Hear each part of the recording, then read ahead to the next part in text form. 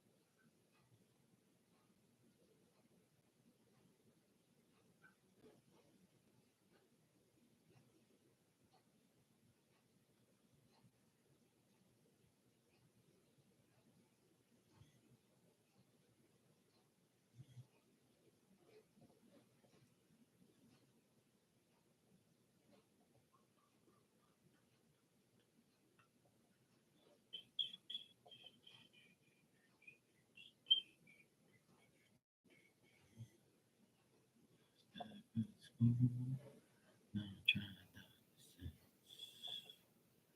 what about something like shoes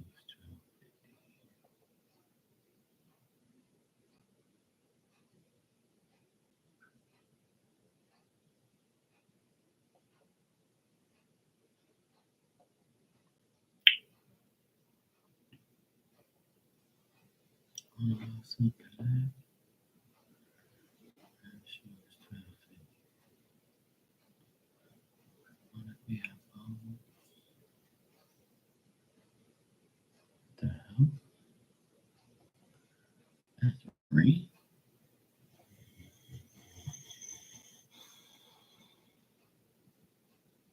Sounds like it's pouring.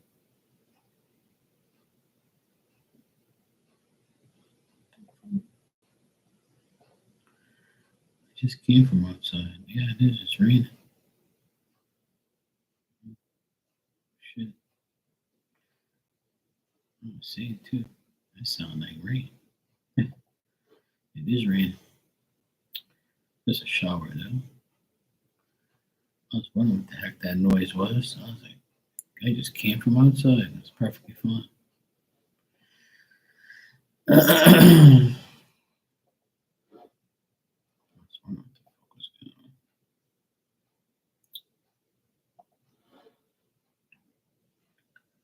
What about something there?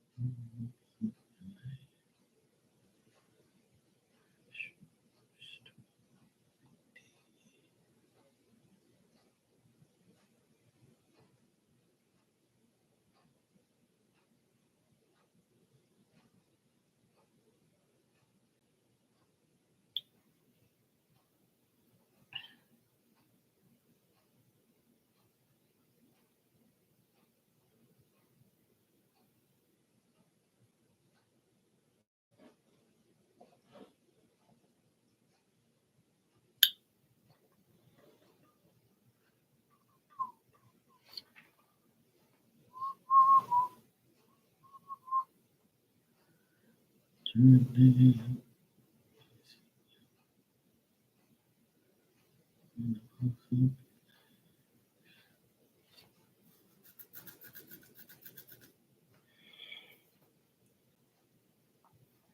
boy.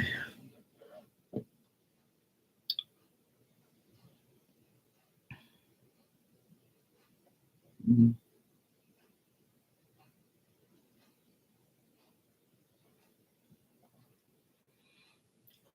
There's anything else on there?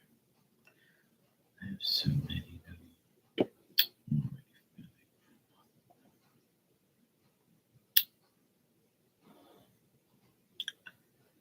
Looks like everything's on there.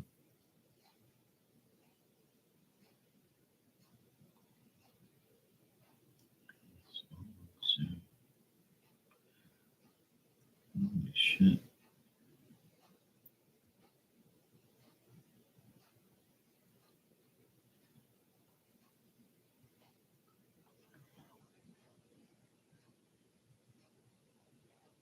That shit go away.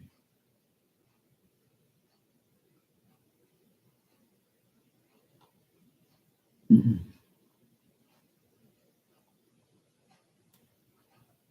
Wanna be the moon?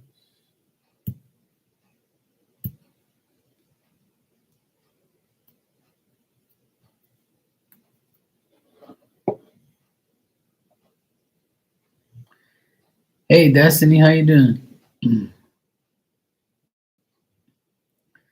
Yeah, I did. I had a good day. I was pretty much wash clothes and clean my whole apartment from head to toe. My bathroom's clean. My clothes are washed, folded. I just gotta wash a little bit of dishes. Swept them up, all my floors. Feels so good to have a clean house. Yes, it does. You're exhausted, and yeah, that's good. As long as you're chillaxing. Yeah, and I burnt some Palo Santo. I don't know if you like if you know if you like you deal with Palo Santo. Slay. But like I don't really burn sage too much. I like Palo Santo. It smells so nice, right? And I took some Palo Santo and I cleansed like all my area, my cards, my area here, and oh, it smelled. It was the smell stayed in here for hours. It was so nice. I just feel like a lot, lighter and easier, and just like you know, feel cleansed. Feels good, you know. So that's what I did all day. Sorted out all my clothes and shit, all that type of good stuff. It was nice to clean everything today and just do that and do not work and just like work on my actual apartment and clean everything. It was so nice, fresh and clean. Hey Dan, how you doing, bro? My grandma used to have us. But I'm using whatever stitch I have left before I buy a new pack. Okay, cool. Yeah, the Palo Santo. To me, it's like it's better than Sage. I've been using Sage forever, but I stopped. I have it, but I don't use it as often. I use Palo Santo and frankincense now. I have like I got those little tea light candles, and I have like a stand, and the candle burns the oil that's in the glass tray. So that's what I do. Like, yeah, sage is good for like light cleansing or just like regular shit. But like the Palo Santo to me smells better and it's more effective. I found ever since I started using Palo Santo, everything was different. It's weird, but it's true though. I never really was, I'm the type of person I don't really care about sage, Palo Santo, and all that shit too much. My belief in myself and in God is more powerful than anything. Like so, That's why I don't really like meditate or like, sit there and do all sorts of crazy shit that people do. I find that it's not necessary. But sometimes like I'll burn the Palo Santo like today. Like I burned the Palo Santo because I wanted to like extra cleanse all my energy because I've been having some like like last night I was dissing somebody that I saw on YouTube and I shouldn't be doing that and I just like had to cleanse my energy because I'm like, you know what, Mark, like stop doing that shit. Just like, I know I was just joking around and stuff, but like it's just like, I try not to like let people get to me because they're so stupid, and then I just like and then today like my I heard some stuff about my brother, and I'm like, he's a fucking idiot.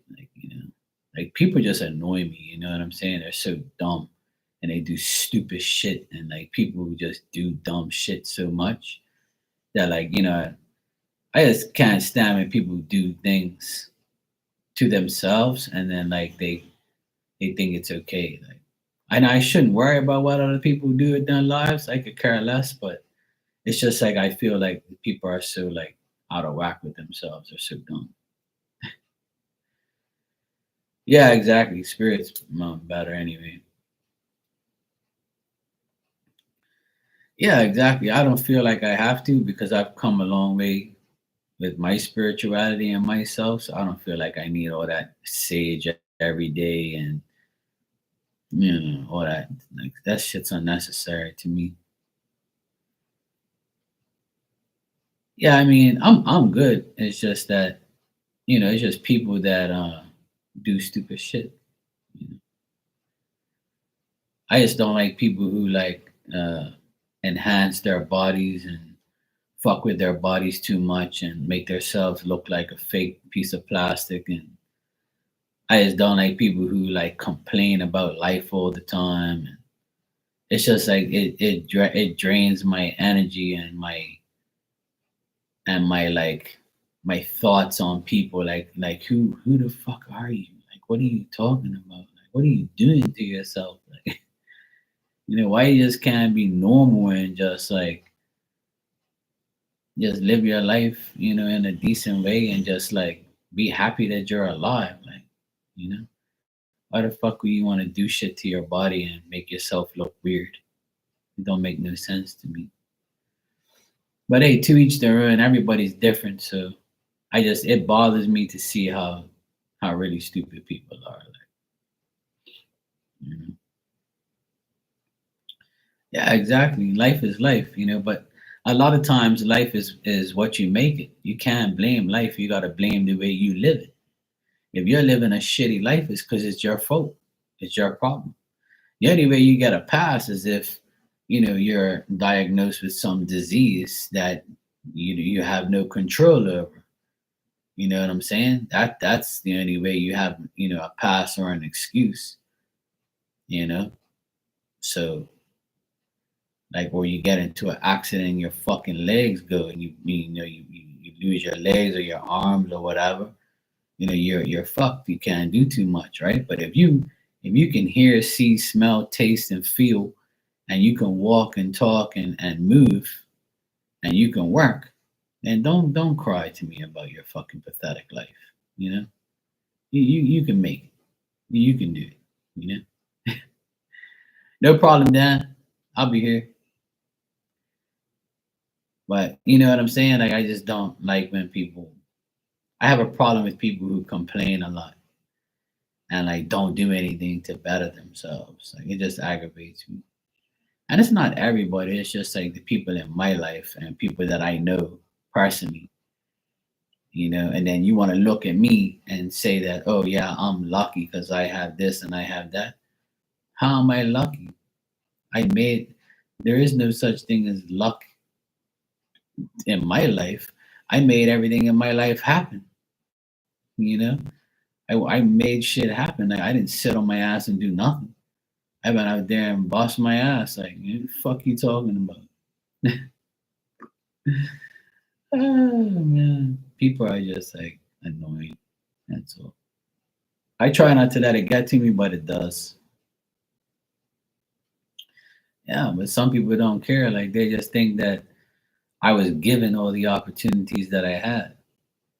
Like when I came on here, you know, years ago, this is gonna be my like fifth year being on here. It's almost 5 years I've been on here, and I worked my way up. I had to prove who I am. I had to prove that you can trust me. You know, I what do you want me to do? Like nothing? Bullshit you all my life? I know what I'm doing. So that's why like I work my way up, and I'm here. I'm still here through all the bullshit. But like, if I can do it, you can do it. So like, don't complain about your life. Make shit happen. You know? You present it to students, and I can tell some were ignoring me and didn't want to take my advice. Yeah, exactly. You can't force anybody to do anything. Like the old saying says, you can lead a horse to the water, but you can't make him drink. You can put a plate of food in front of somebody, and they be like, "I don't want that." You know? Or you can tell me, "Hey, look, Mark. I don't have no money to get a reading, but you know this and that and the other, and I'm either gonna do it for you or not." But at the end of the day, I can tell if you're bullshitting me or not. And don't tell me you ain't got no money, because if you're on here, you have money to pay your internet and your phone and your fucking computer bill. So you can pay me. If not, smell you later. You know? So people just like, all right, just annoying. So it's the retrograde still. Still got a couple, days left, like a week left. But like some people are just like, what the fuck is wrong with you people? It's like, where are you?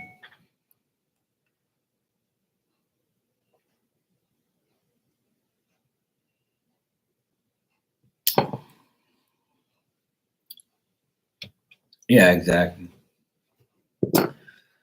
I see you donated, sweetheart. Thanks. Two questions. All right, Miss Destiny.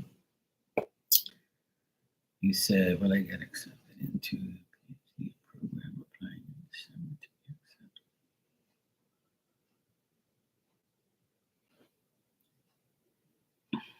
accepted?" Okay, cool.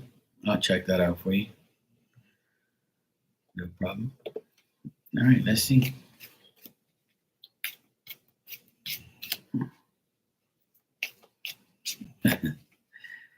Well, let me give you some advice about parents, and I know you're young. I know your parent. I know your mom and stuff.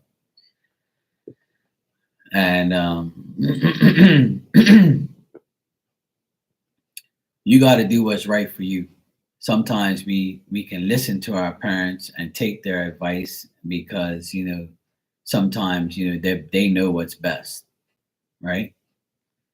But when it comes to like careers and like what you really want, then I suggest you go for it, no matter what they say.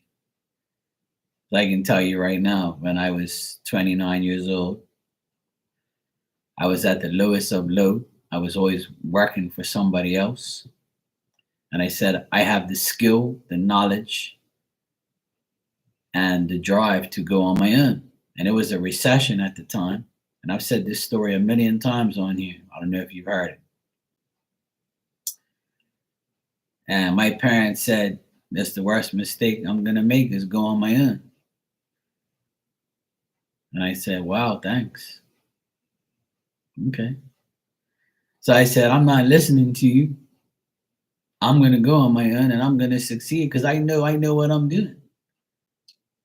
Oh, but you don't have a high school diploma. You can't have a business without a certificate. You're not you don't have electrical papers. You're not a certified electrician. And I'm like, that doesn't matter. I've already checked into all that shit. You don't need to be certified to have your own business. Are you sure? Yep, I'm sure. Oh, well, I still think you're making a big mistake. And here I am 16 years later, still got my business, still doing what I'm doing, and I'm doing this. Just like everybody said, psychic shit's fake, blah, blah, blah. And then I had to come on here and prove to everybody that it's real.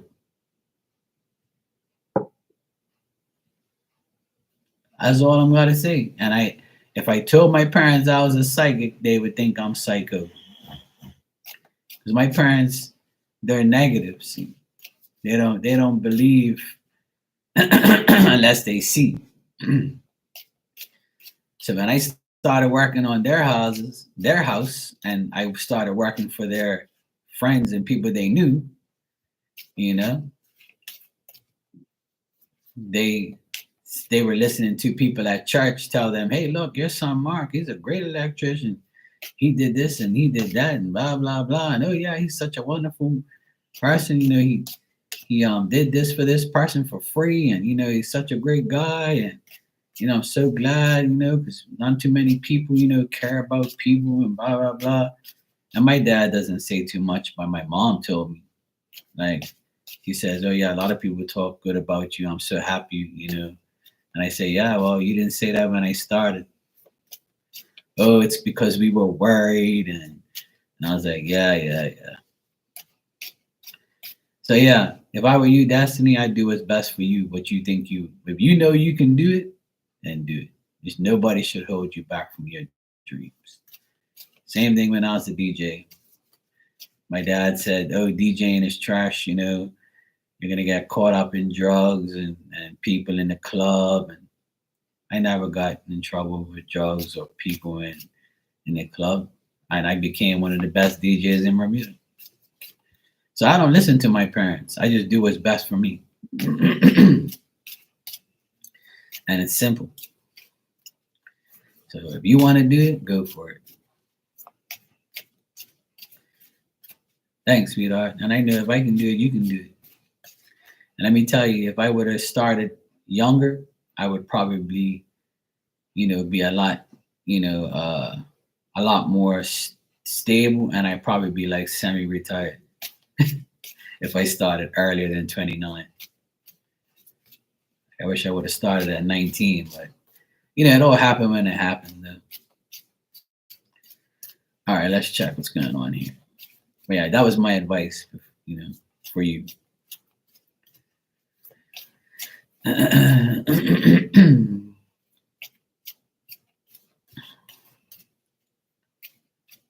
right. And I know your mom wants the best for you, though. She's a good person.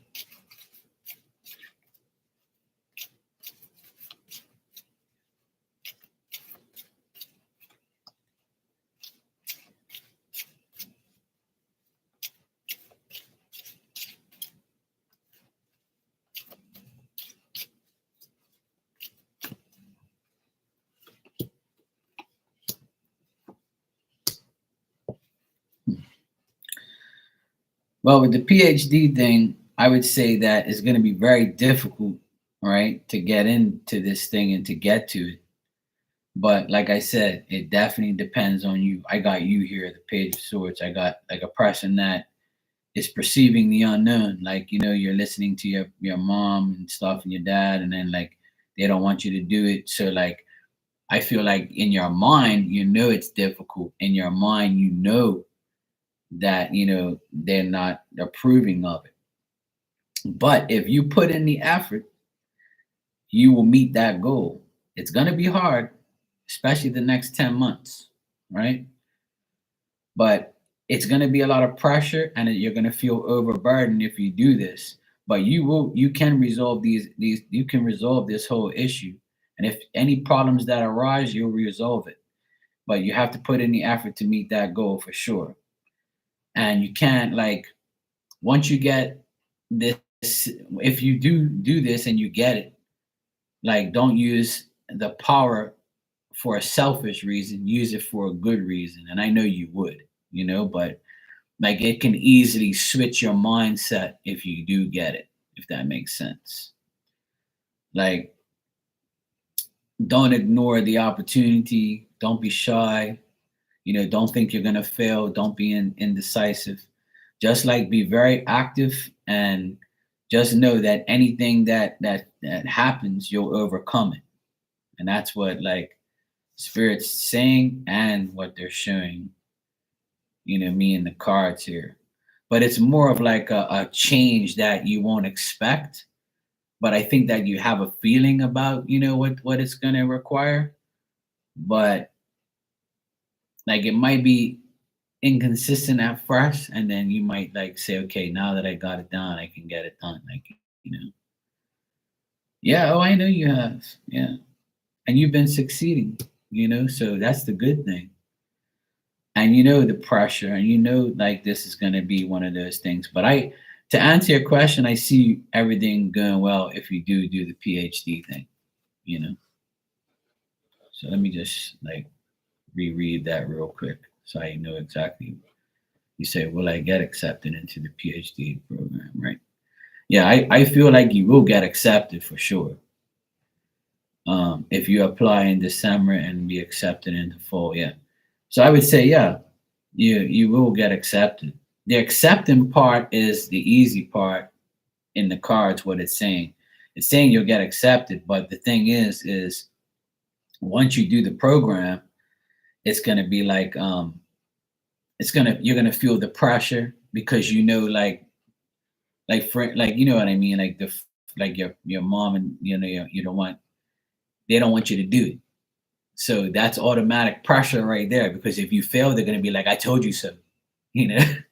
So like don't think that. Like, take it from me, like that shit is just like an illusion, you know. Yeah, it's gonna be difficult. I see it being very difficult, but it's telling me that you can handle it, and you can like if you put in the effort, you'll meet your goal. If your goal is to enroll in this program and deal with it, then I see you being the Page of Swords, which is a person who, you know, pretty much holds their sword up and says, "Don't fuck around with me, because this is what I want." You know, like, don't fuck around. I want this. This is what I want. This is what I need. So if you fuck around, then I'm gonna have my sword here on standby. You know, that's what the Page of Swords, is to me. Like, it's a person that I know what I'm getting myself into, but don't get in my way, because I've got my sword here ready to guard my fears and guard my desire. So I would say this is you, a young woman who is perceiving into the unknown. She don't know what she's really getting herself into, kind of. But you symbolize a person that is, very active and has the agility and has like a no fear attitude, and you'll be alert to anything and you'll make it happen regardless. So I would say yes, you will get accepted, and yes, you can handle it. And I think you already know that, you know. So you'll be fine. I really do feel like you'll have no problem getting that at all, you know? So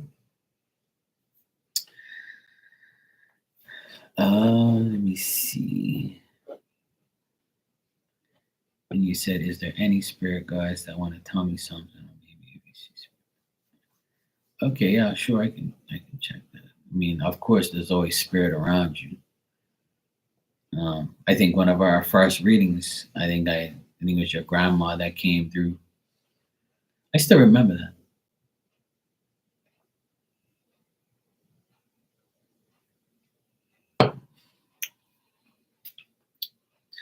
I keep getting an intuition I'm gonna get.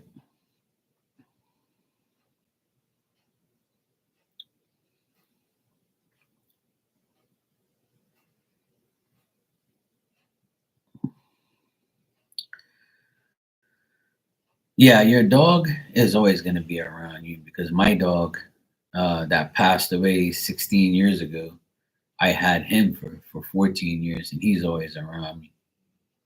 I feel like my dog now is my other dog reincarnated. Sometimes I feel that way, I feel that way a lot. I've lost a lot of pets, and I've lost a lot of people in my life recently, these past few years. A lot of people that I love and care about have all passed away. A lot of good friends of mine, but and family. But you have to understand one thing, and I'll never stop saying it. The more people that pass away, the more of a bigger spirit army we have. So you can talk to those people and deal with them, and every day. They would love that for you to recognize them, acknowledge them, and talk to them. And it's not, I say it, I talk about my auntie all the time, my godmother. I was talking about her today, on how she says love is blind and deaf, right? She always used to say that to me. And she always used to say, "Oh, Mark, you don't need these dumb women. They're not like they used to be. They're not like us. They don't cook and clean, and they're this and that and blah blah blah." And I'm like, "Yeah, I know." She's like, "Look, if you want to stay single, I'll never judge you. If you don't want to get married, you're doing the best thing in your life. Look, I lost my husband, and now like I have to be all alone. I don't have kids." And she was like, I'm like, "Oh God." So she's like, you're sometimes you're better off by yourself than you don't have to worry about dealing with anybody. So she talked a lot of sense into me, and I still talk about her all the time. Um, but you said, and your element teacher was your element teacher a man,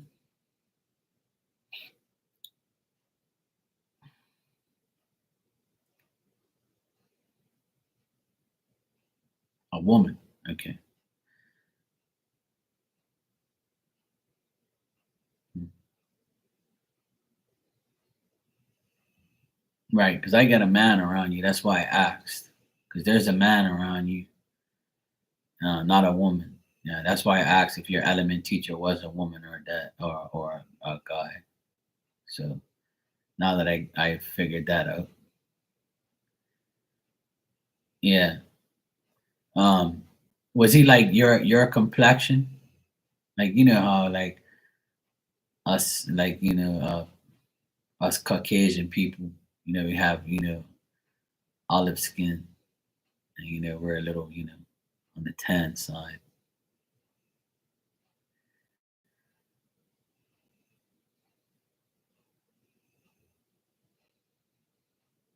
Yeah, tan. Yeah.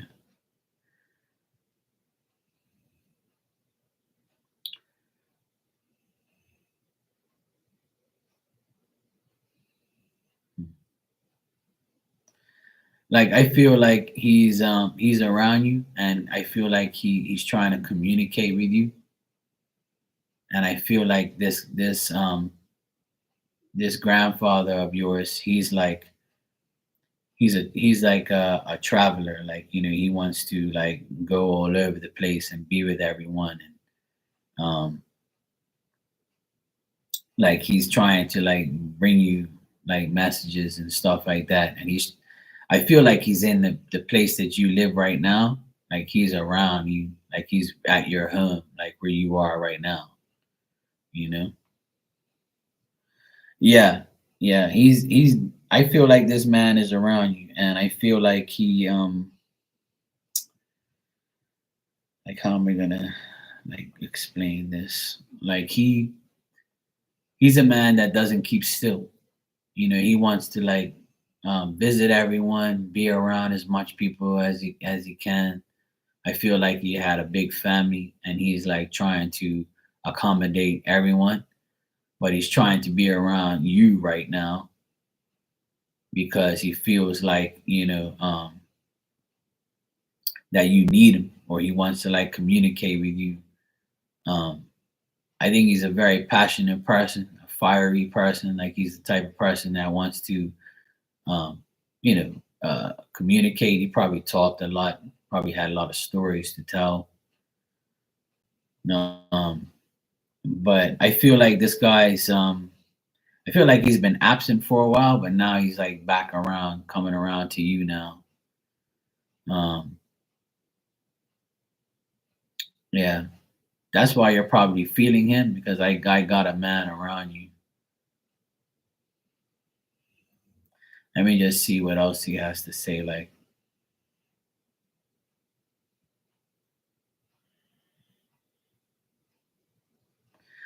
he's telling me like you can do whatever you want. That he has, that spirit has your back. Like they have.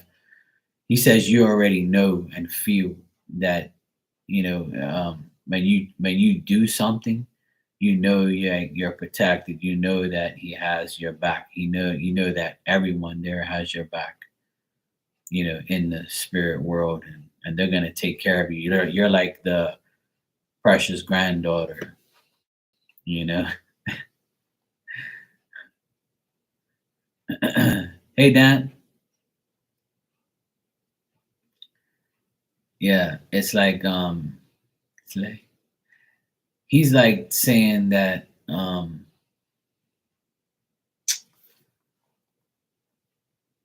me see what else he says here. He's trying to tell me like some things, but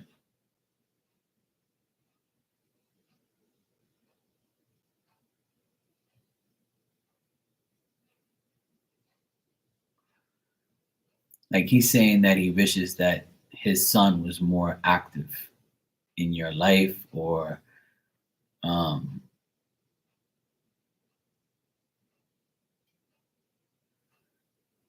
like he's disappointed with his son or something. Shit, I don't know. He said something like that to me. Like he's like, oh, that's not even, it's not my job to take care of you. It's his. But because he feels like he can do it in spirit, he can help. Like, yeah, like he's upset with that. He's upset with that. Right. Yeah. That's what he says that he's upset about. Like he says that he's upset at that, but he says that he's trying to configure all of those things and make it better.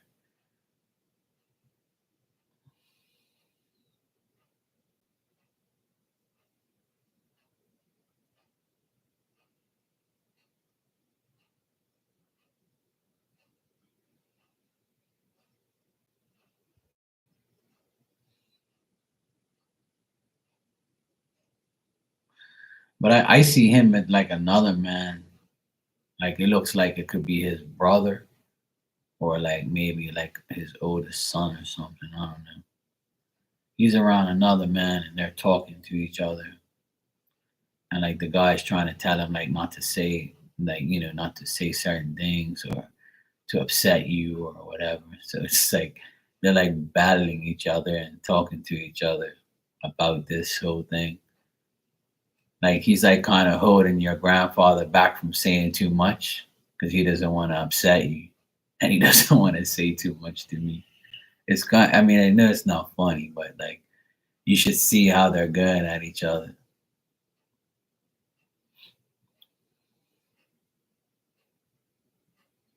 Right.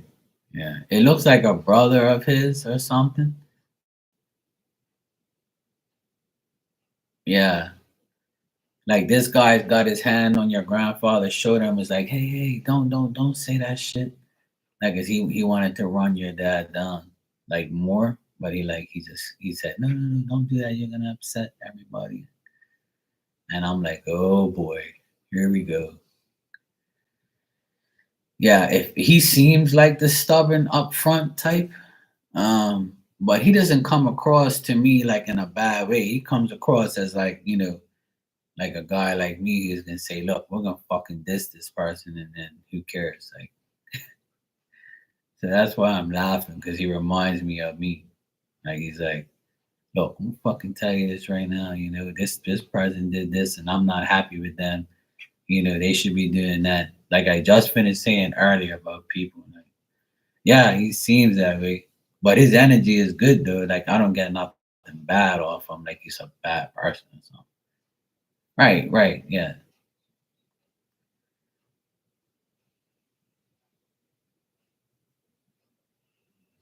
Like it's almost like he's saying because no one else gives a fuck, he's gonna care. He's gonna make sure you're successful, and he's gonna make sure that you get what you need, pretty much.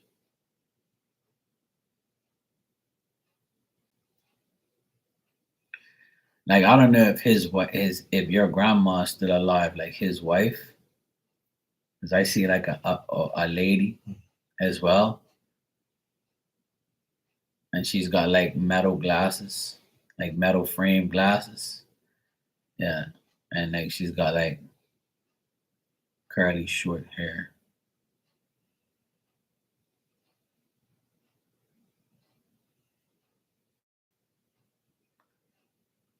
But this woman's like in a wheelchair, or she's in like a chair sitting down and she can't get up.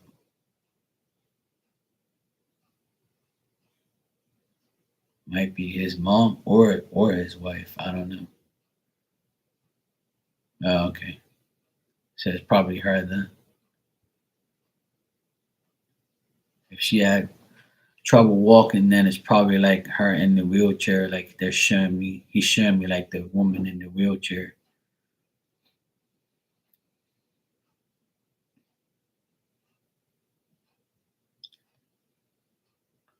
Like, and I can see like her hands are like she was like her burns were like showing in her arms. Like she looked like she had complications or something. Like he's around out. I can see like the guy that he was arguing. Then I see the woman like sitting in like a wheelchair. I think she's not doing anything. I can see like her glasses. Yeah, she looks skinny and bony in her arms. I can't see the rest of her body, but she's sitting in a wheelchair, and I can see, and he's like talking to her and stuff.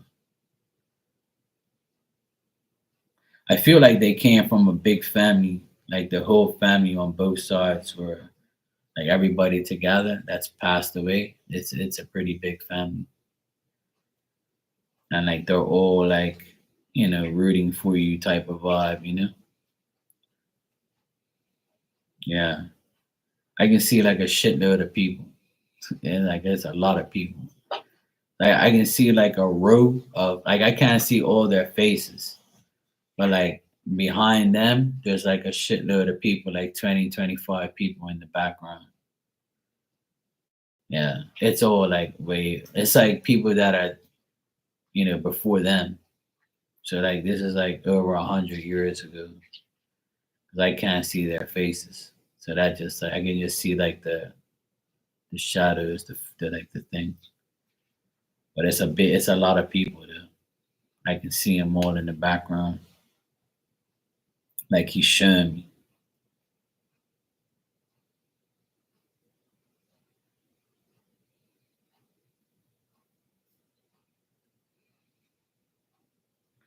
Yeah, they are. They are seeing you. That's why like I don't really. Yeah, yeah. You don't. We'll never know all of our family. It's impossible. And you're young too, so you wouldn't know too many. So, but they're all around helping you though. Like he said, look, he's like, yeah, we're all helping. Yeah, but that's cool though because they help you. Because let me tell you, the most powerful things in the world are spirit. Spirit's the most powerful in the world because there's more dead than there is living. So the dead's always gonna overrun the living, no matter what. That's what people don't understand. Spirit's beyond what we can imagine. But nobody listens to me. I wouldn't say nobody, but some people think it's bullshit, but it's not. But yeah, it's him, his wife, and this other guy. The other guy, he's got like black hair, and he's got like a mustache, and he's kind of like, strong and thick. But he's definitely like younger than your grandfather. So it could be like, his brother or something like that.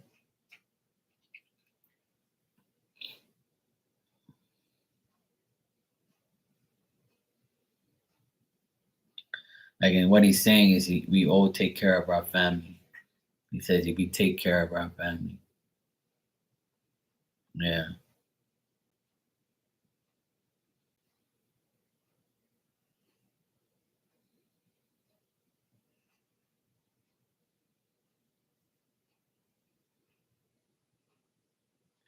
And like there's another lady like that I see, and she's got like glasses, and she's got straight like brownish hair, and she's got like she's got a round face, and she's like a thick lady, and she's also like saying hi. Yeah, a little chubby, yeah. Like and got like a double chin type of chubby face. Like look. And she's like she's thick up here.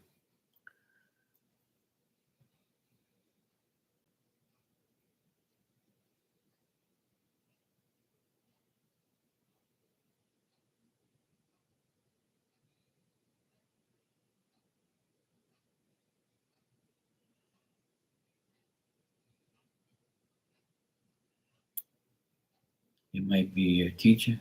Yeah, it could be. Like I would say this person's like maybe 40ish, 40 something, maybe my age, maybe 47, 50 something. Maybe they in their 40. They look that way to me, but I could be wrong. But but that's what the person looks like. They look older, like 40 something.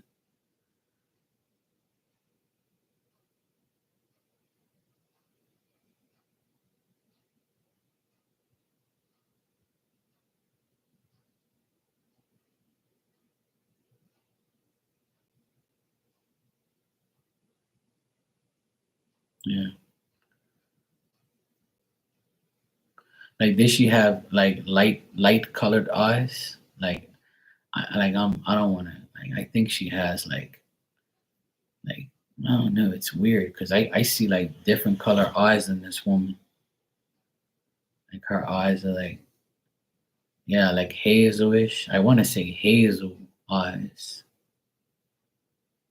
I don't know if that's the right color, but like I feel like she has light eyes. Yeah, I can't really like. It's hard because like I can see the glasses and I can see like her eyes, but like yeah, light eyes. Yeah, it's not a dark color eyes. It's like a lightish brown eyes. Like that's what it looks like to me.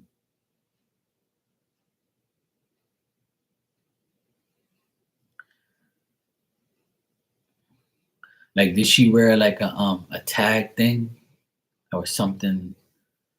Like she has like a either like I think it's like a bracelet thing or like one of those wristband things. Like you know how you have like that card code thing you use to get into a building or some shit. I can see something hanging on her like that. Like she seems important. Yeah. Like you know how they have those things. Yeah. I can't remember what the hell you call it. Like a card code thing or something. A scan thing. I don't know. I can't remember what those things are called. But yeah, I could see that on her. Yeah. Like I don't know if she wore like colorful like dresses or things like that. Like she's in a real colorful, flowerish type of like dress, like multicolored things and like back ass like colors and shit. Yeah, bright colors like a bright orange and blue and red, like all like Yeah, yeah, yeah. That's her. I'm telling you, yeah, it's got to be her. That's the person right there. That's who I see. She came in right after, like to talk to me. She's a nice person though. I don't get nothing bad on her either. She says you were a sweetheart.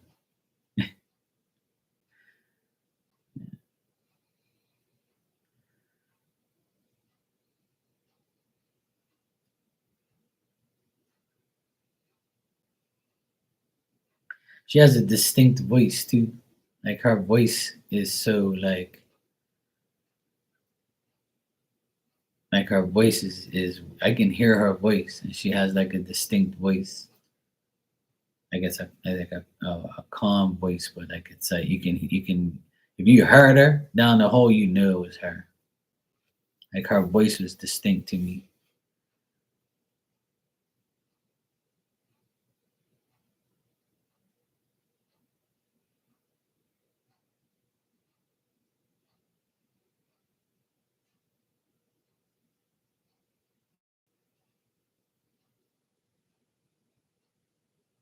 Yeah,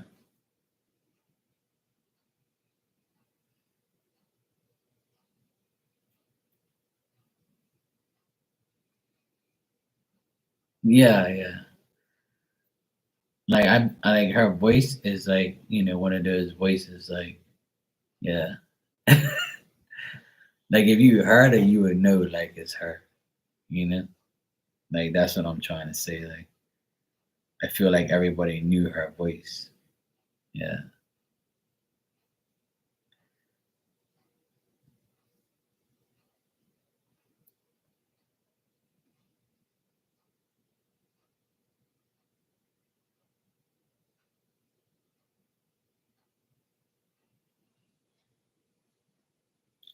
like did she like pass away from like cancer or something like that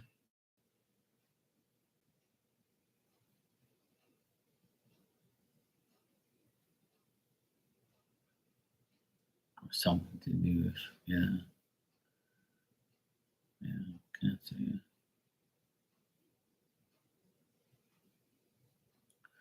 But she says that she's happy to be with her mom. That's what she told me. She's happy to be with her mom.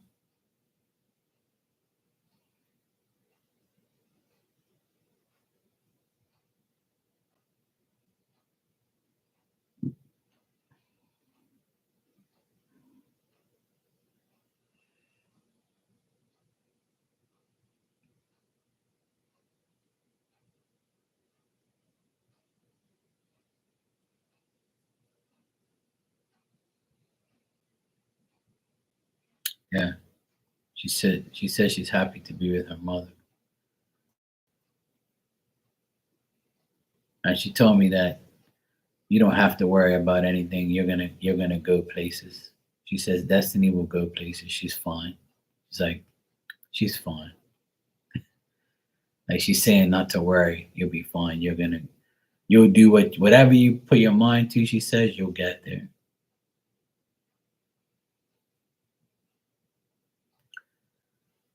It's like she has that expression like, oh, she's fine. Don't worry about it. Oh yeah, she's okay. Don't worry about it, Destiny. She'll be fine.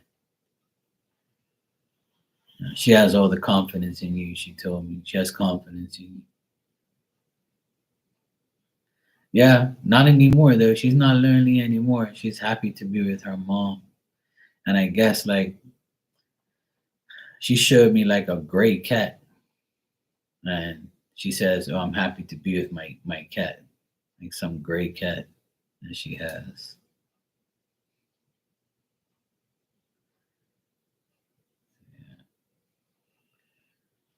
Yeah, she says, "I have my mom and my cat." And now, like I see another man, like a grandfather around her, a guy that's bald, and he's got like a little bit of hair on the sides. He said hello. So she's got like her clique, her family is with her. So that's nice. She's okay. She wants to let you know that she's okay. But as soon as I read, I could feel she was lonely. She goes, not anymore. Yeah, she's got all her people with her. So that's nice.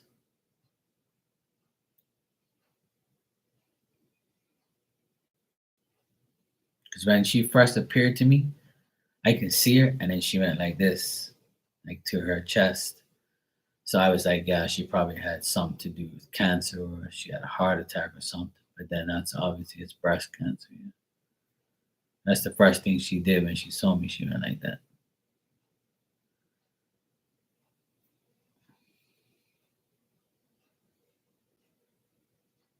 I feel like she was important.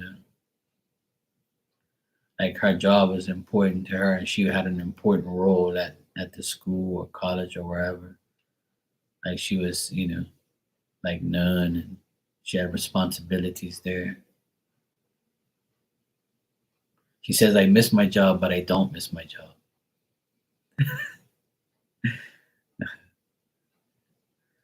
Ah, okay, yeah, yeah. That's why she said what she said then.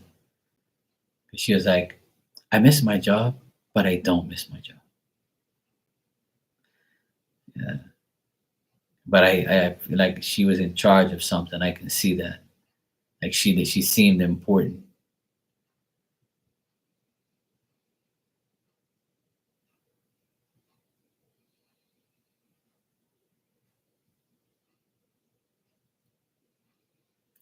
Like, did she drive like a white car?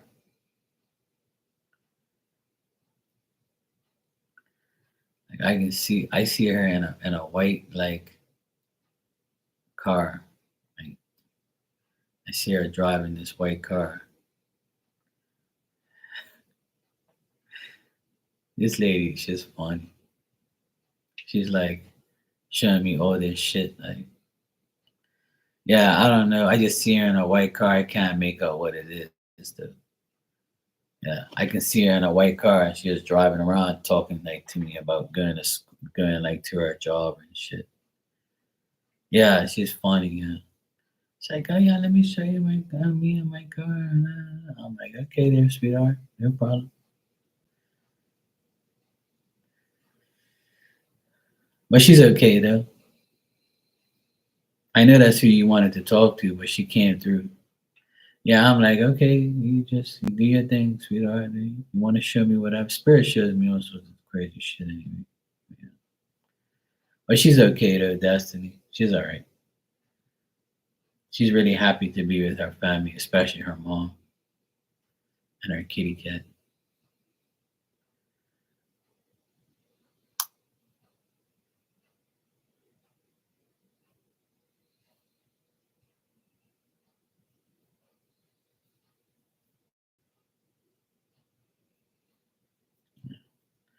But she says you'll be fine. So yeah, you have nothing to worry about, Destiny. All's gonna be good.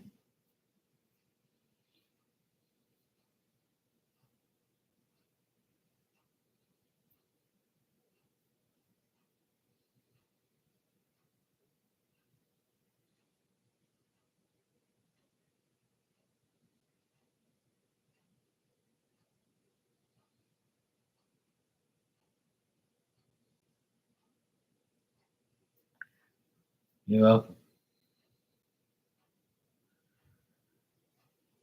Yeah, it's that's how it is. It's gonna be. It'll be like that. Like it could be multiple people because your family's so like big.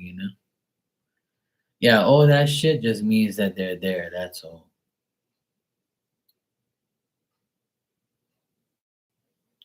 But like I also see like your dog is around your brother. Like, I know you have a brother, right? Because I see the dog around a guy, so it's got to be your brother. But I see your dog around your daughter, me, brother. Yeah. So if they had like a special bond or whatever, he's the dog's around. If your brother lives at home, he's probably there with your brother in a bed or something.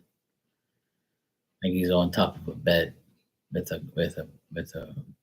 boy. Yeah, yeah. That's where I see the dog. Cause I asked where he is, and it showed me the dog was on a bed with a boy, like with a guy.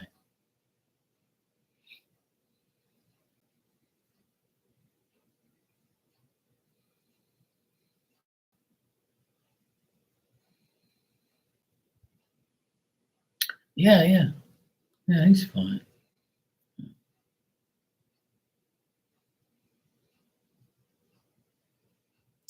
Yeah, there's nothing you can do. Like when it's the time for them to go, it's time for them to go. It's losing a pet is like losing a person, a best friend and shit. It's sad, but it's life. But just know that they're never gonna be in pain, and they're never like gonna have any issues like that. They evolve when they're in spirit. They have a choice to like be around you. And then like with pets also, they go back to their parents and their family and shit and their siblings. They go find each other. Yeah. They all do that shit.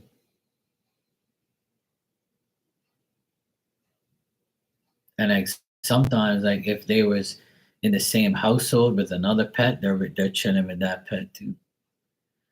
Pets are in spirit are the same as human beings in spirit. They're always around like people, and they're always in places that they want to be, and all that shit. They're always around. Yeah.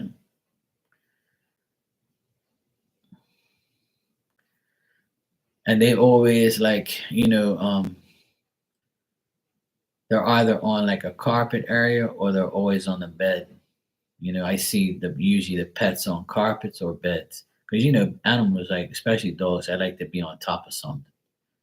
Like they're not usually on bare floors. They're usually on like a towel, a carpet, a mat or like a bed or whatever. Like they always want to be on top of something. They don't want to be on the bare floor. So that's where they are, like usually. I think last time I saw your dog, he was on top of a bed. But I see him now with your brother though. That's where he is.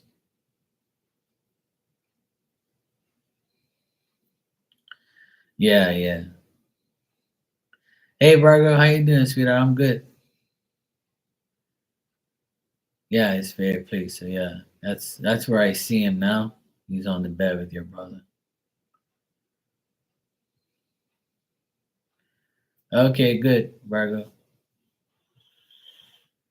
Yeah, that's it. There's nothing to worry about. Oh, everybody you've asked about, they're all good, they're all happy, and they're all fine, and they're all helping you. So that's all that matters at the end of the day.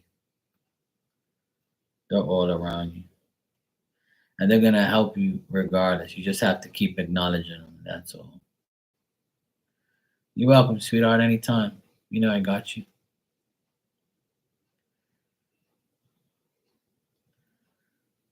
It's always nice when everybody comes through.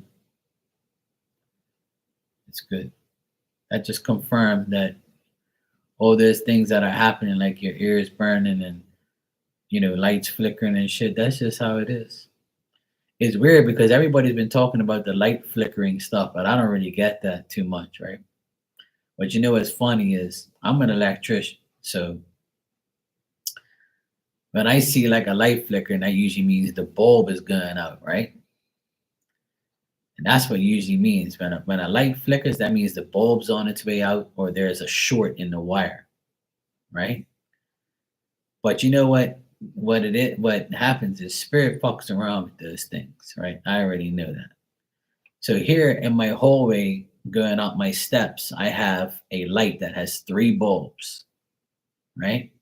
Because I wanted something bright to be in my stairwell, because the stairwell is like high, right? So for me to put that light up there, I say, yeah, I'm gonna put three bulbs in this bitch, so that way I ain't gotta come back up here no more, because I don't like going up high like that, and I don't want to ask nobody to go up there. It's not a chandelier or nothing, just a regular light, big ass light with three bulbs in. And I put like LED bulbs in there, so it lasts a long time, so I ain't gotta go up there.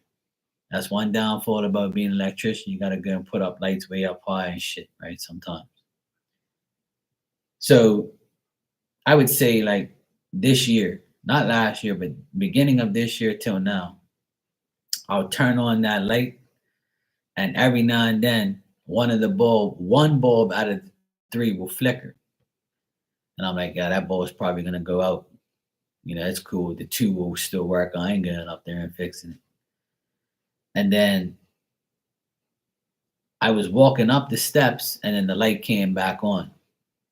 And I'm like, really? Really? So you're just gonna turn off one of those fucking bulbs and not all three. Like how the fuck can that happen if one goes and then comes back on? Because when you hit the switch, all three of them go off and all three of them come on, right? But one out of the three, and it was one that was pointing towards my room.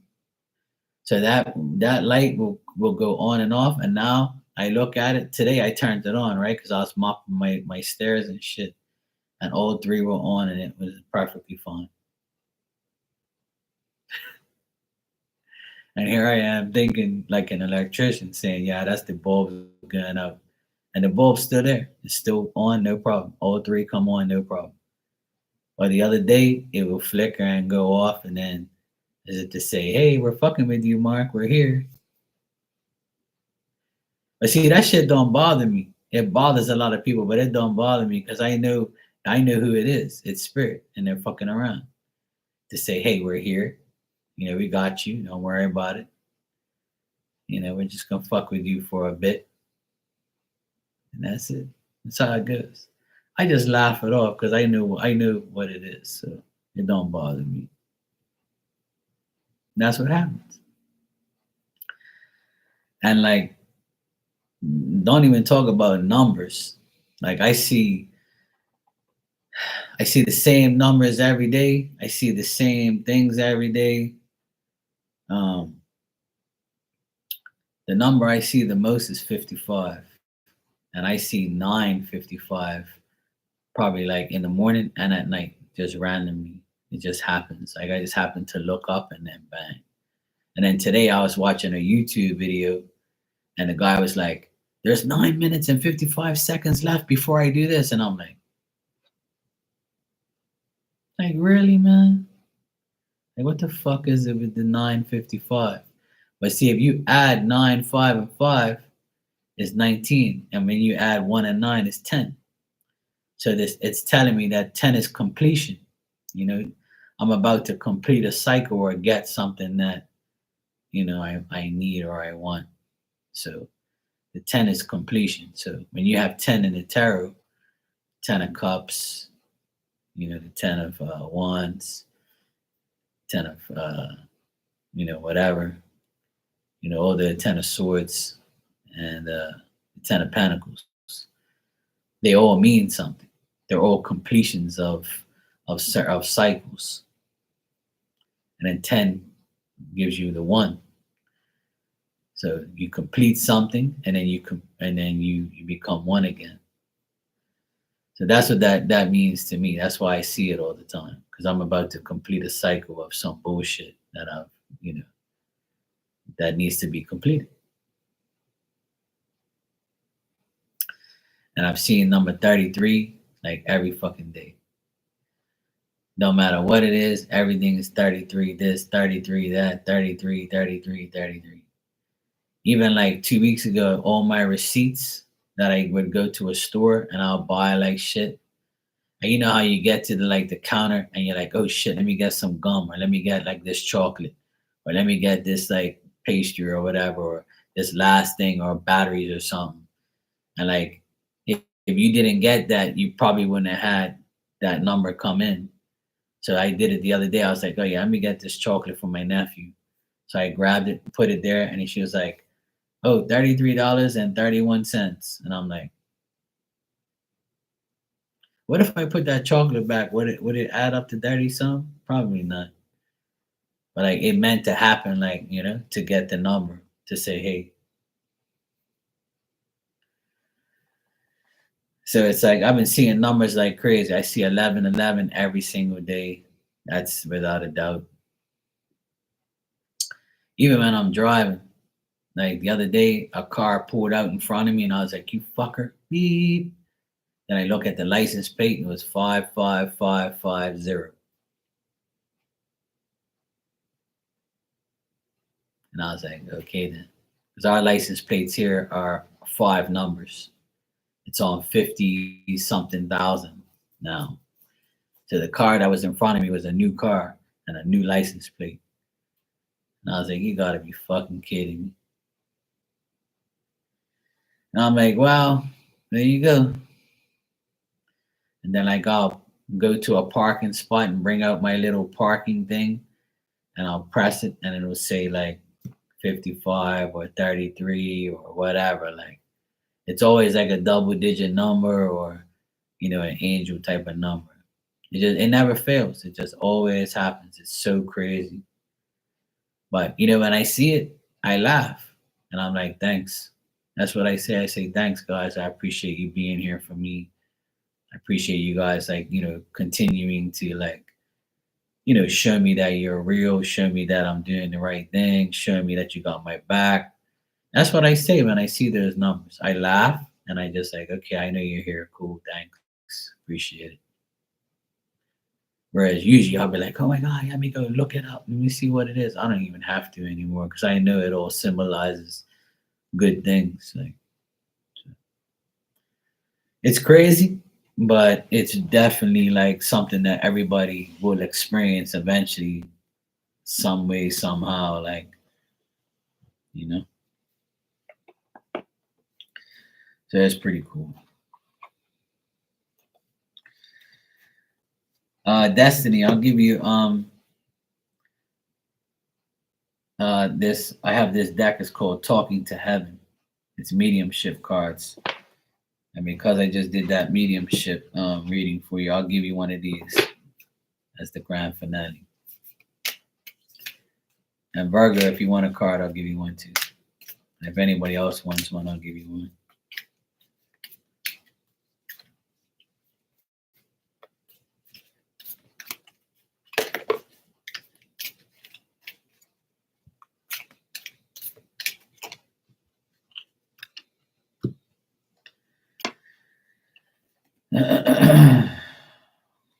Well, you can't make this shit up, Destiny.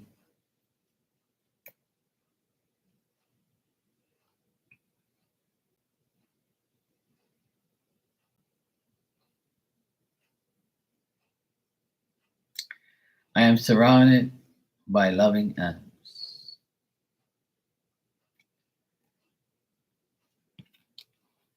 You just can't make this shit up. We just finished talking about your dog, and then bang, that card comes up. Hey, Ninja.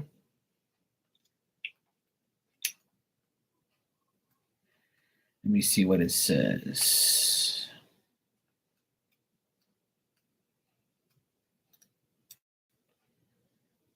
I am surrounded by loving animals. Okay, cool. It says here, you know that I am an animal lover. So you'll rejoice to hear that I'm surrounded by beloved pets and I am array of wonderful animal friends. Animals definitely have souls and feelings and they make the best earthly and heavenly companions. They're even sweeter here than they were on earth. When I passed from the physical world, I was met by my loved ones, including pets. I've since learned that animals are angels who accompany us in our physical lives, keeping our hearts open when it's difficult to love other people or ourselves. So there you go. You're welcome, Destiny, anytime, sweetheart. No problem.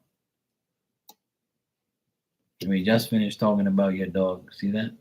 That's so fucking crazy. I haven't used these cards forever.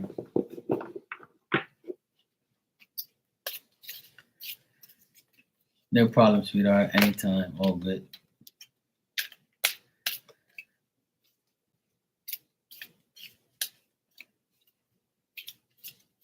I wanted to like use some different cards. I've been using like the same cards all the time. But I want to bring these out tonight, see what happens. And of course,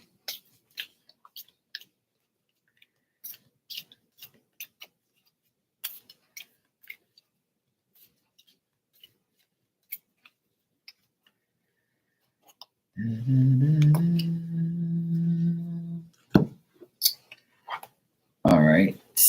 Let me see what we have here.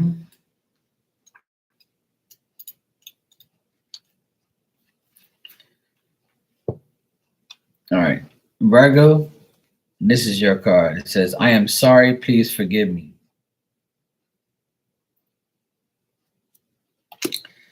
It says, now that I'm over here, I've had a chance to review my life. I understand how my actions affected you, and I need to apologize so that both of our souls can move forward. You see, if one of us is hanging on to guilt or resentment, it stalls our personal growth. Please know that every moment I was doing the very best that I could. I will now finally admit to you how frightened I was. I made an effort to appeal strong, but underneath I was scared of everything, including life. I covered up my fears by closing my heart to feeling emotions, and I know this hurt you quite a bit. I promise that I've learned from this error, but I've also had to forgive and have compassion for myself. I ask that you please do the same and forgive me too. How many times do I say that? I have now learned from this error and also had to forgive and have compassion for myself. I tell people all the time, you got to forgive yourself. That's all. So somebody in spirit that you know, Virgo, wants you to forgive them, and they're sorry.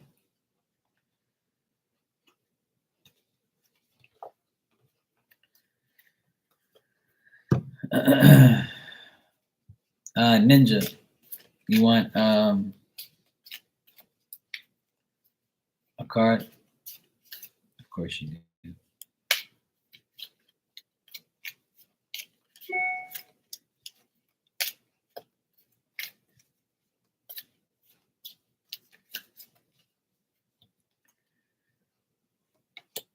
Hey, girly Sunday, how you doing? All right, Ninja.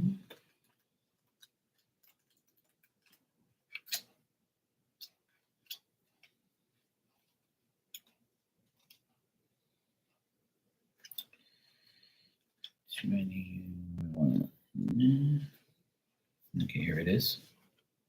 Okay.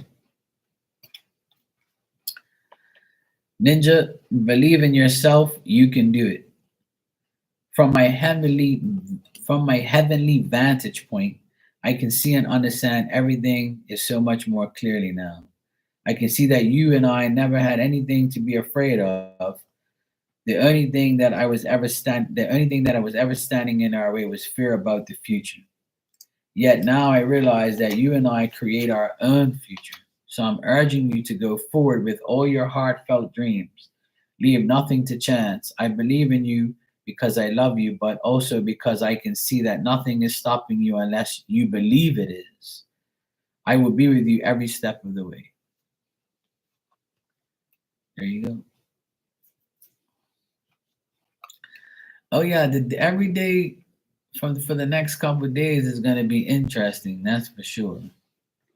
Because we're on the we're in some big transit changes in the skies, and we have the retrograde aggravating everybody, and we have all these planet conjunctions. And the astrologers are going nuts, and they're like saying all these things, all these eclipse energy, and all this crazy shit that's going on. And there it is. I hear the rain again. It's raining here again. I can hear it. I was wondering what that was. I was like, what the fuck?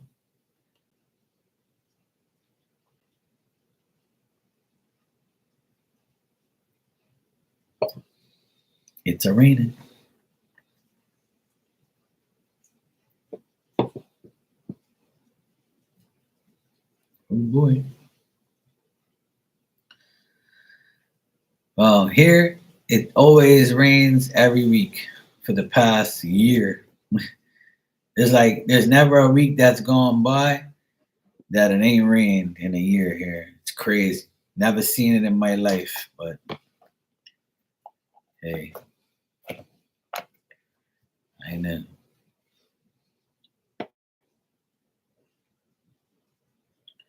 Hey, well, sometimes you got to, girly Sunday. Holy shit, it's pouring. Fucking hell.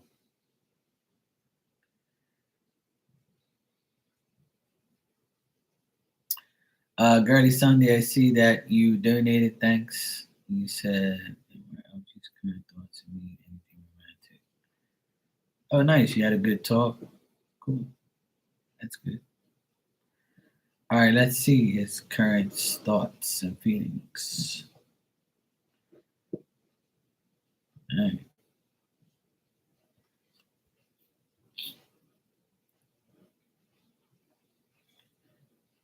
It's a porn. Let me see what the weather is. Let me see the radar. Holy shit. Oh yeah. It's yellow and red. It's a piece coming by. It's not a lot, but it's I can see it. Yeah. It's a yellow and red piece, so it's pretty heavy. I just heard it. I was like, what the fuck? Yeah. Well, the radar is working. It's definitely the rain. I can see it there. Good. Shit finally works.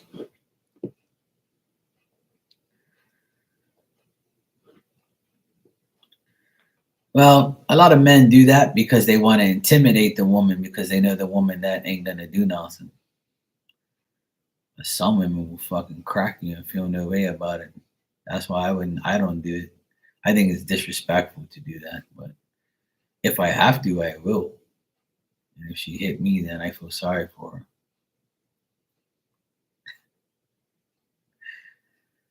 I tie her up with her own arms. I ain't gonna hit her back. I'll probably throw something at her or something. I'll probably grab her arms and tie her up in her own arms. You know, tie her up with some duct tape or something. Tell you, don't you dare hit me again. But yeah, some men they think that that's okay to do, to get up in a woman's face. They think it's intimidating or they think it's great to do. I don't do that shit, but if somebody's really, wants that life, then oh well.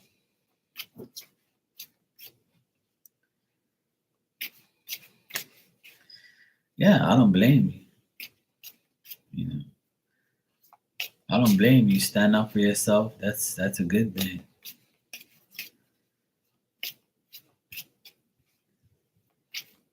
But I ain't gonna outright hit somebody like that. One thing about me, I'm only gonna hit the person if they really like. I'm not gonna hit a woman, but if I have to, I will. Don't think you're gonna sit there and punch me and beat the shit out of me, and I'm just gonna take it. I'm gonna grab your hands by your wrists, and I'm gonna beat you with your own hands. I'm gonna take your hand and go bad, bad, bad with your own hand. I used to do it with my sister. My sister was like, "Ah, I'm gonna stab you." I used to take her hand and by her wrist and go, "Bab." She said, "Don't do that, you fucking idiot." I say, "Look, I'm not hitting you. You're hitting yourself. I'm hitting you with your own damn hand. Fuck you talking to?"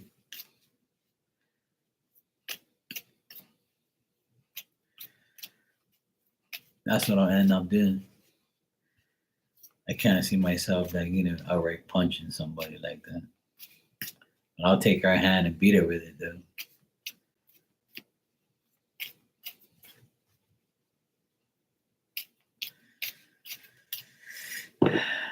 I don't like violence. I really don't. All right, let's check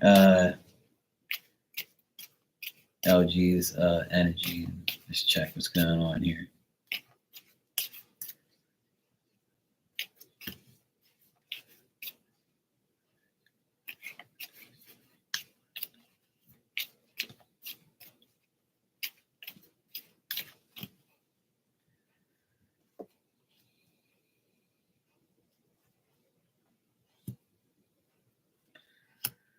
Yeah, I mean, when I argue with my oldest sister, she's about I would say about 7 years ago. My oldest sister, tried to attack me and slap me because I fucked her up, and she was like, "Who the hell are you talking to?" I said, "I'm fucking talking to you. Who you think you are? One of your little fucking kids that you teach in school or something? They're only 3 years older than me, and I'll fucking slap the shit out of you." And who told me say that? So she comes over to me and she's like, "Yeah, I'll slap you." I said, "Well, if you slap me first, then I'm gonna hit you and you're gonna hit the floor and you're gonna go sleep for a long time. So think twice before you hit me. 'Cause I don't give a fuck. You're my sister. I'll beat the fuck out of you if you hit me." So when I said that, her eyes almost popped out of her head. And my youngest sister was the referee.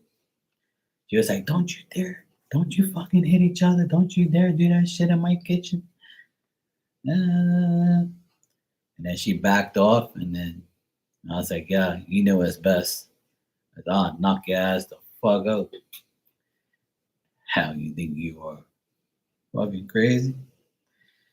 Then I told her about herself, and now we don't speak to each other. So that's a good thing. It's less an idiot I have to speak to. And she's a school teacher, so she thinks that, she was talking to me like her little 6 year olds that she teaches. And that's what I told her. I said, "You teach 6 years old because that's the frame of mind that you have, a 6 year old brain."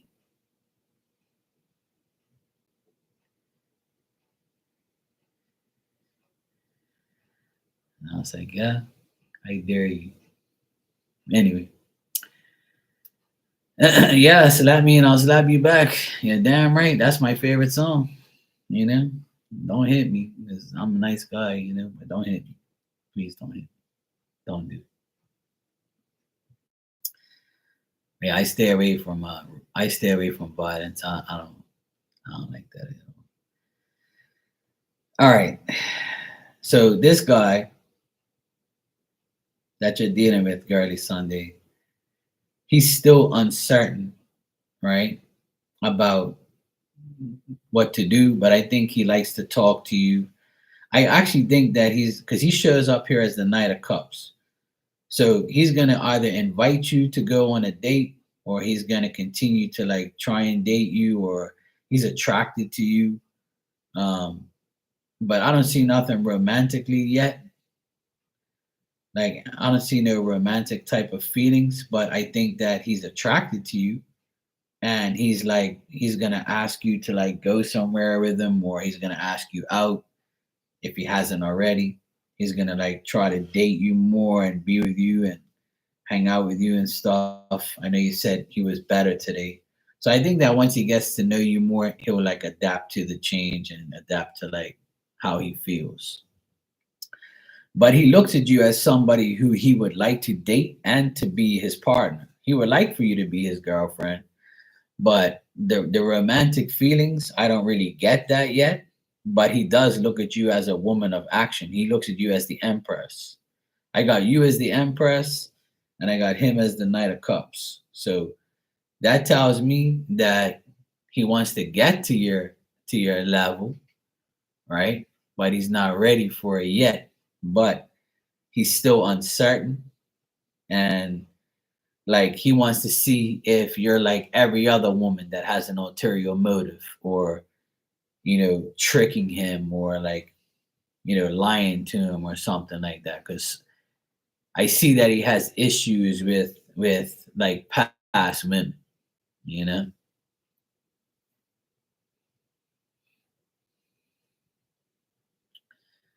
Yeah, yeah. Right. Knight of Cups is someone who likes to flirt, play around, but it's also a guy who likes to like, you know,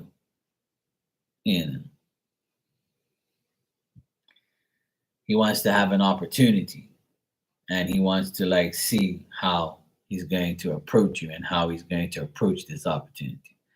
But romantic feelings, I would say no, not yet. But he does look at you as someone who he can feel successful with and be with. Like, you know what I mean?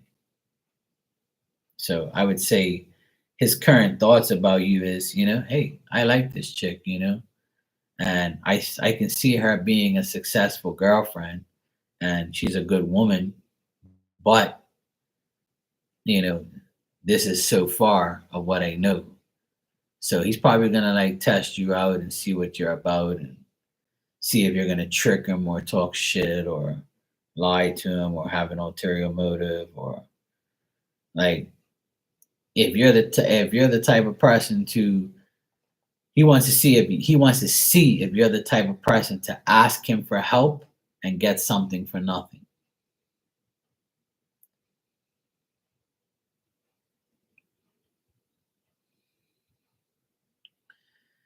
Yeah.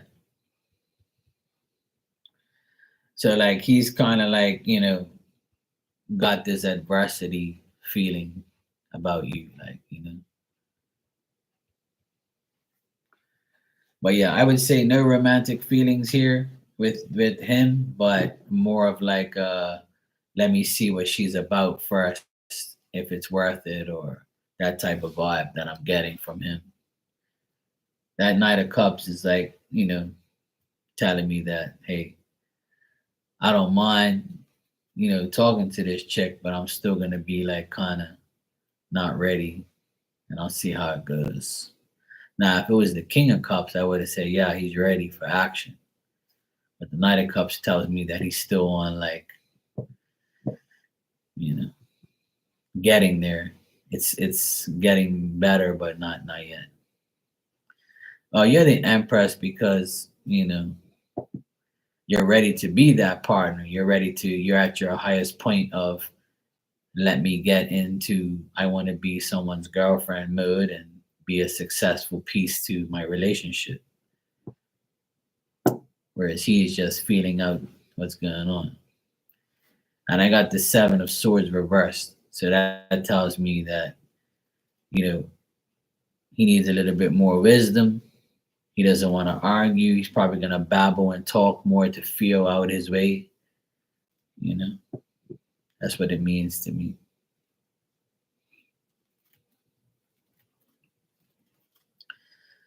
Hey, Dan, welcome back.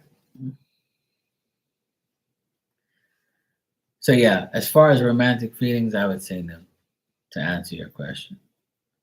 But he thinks of you as a good, as the Empress, a good female influence.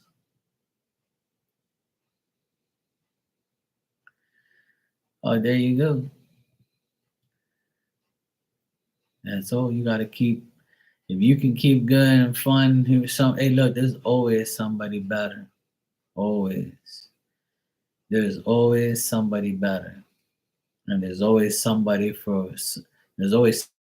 for somebody. There's someone for everyone. It's like I say.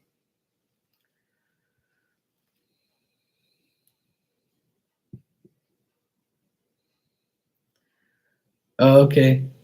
Oh shit, I remember when I did like a job, I was Cloroxing this, I was bleaching uh this woman's like wall and roof, and she was like, "You're getting bleach all over my tomatoes." And I'm like, "Well, cover them up. You knew I was gonna be here using bleach, moron." And she was like, "Ah, oh my god, my tomatoes." And I was like, "It's tomato, dumbass." I never forget that weirdo chick. And I was like, just hose it off, sweetheart. It's cool. It ain't gonna affect the tomatoes. You'll be fine. You can still eat them. Oh, thank God it didn't go on the actual tomato itself. I had to come off the roof, like off the wall area. And I went down there and I put like this big sheet over them. And I watered them down and all that. She was like, oh, thank God. I was like, calm down, sweetheart. It's okay.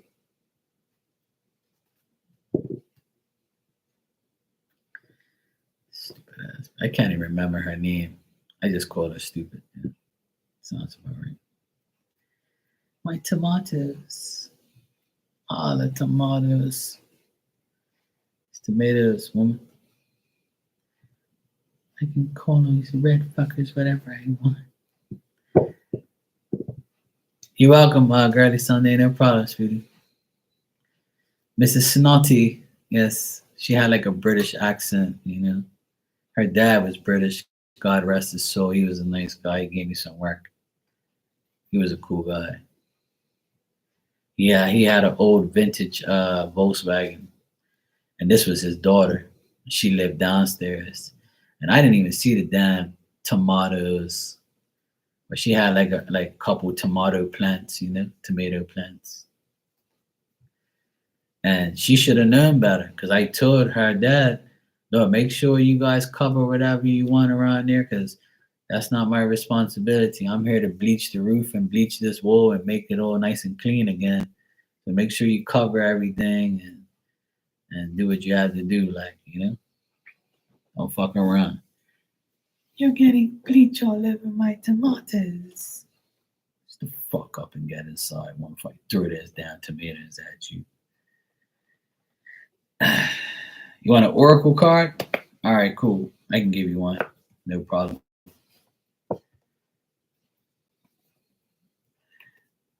I have this oracle deck today. It's called the Angel Guide.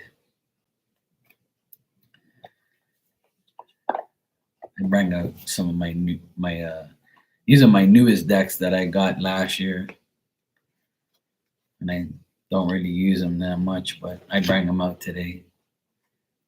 That's what happens when I clean my apartment. I find shit, and then things come about. I actually do things.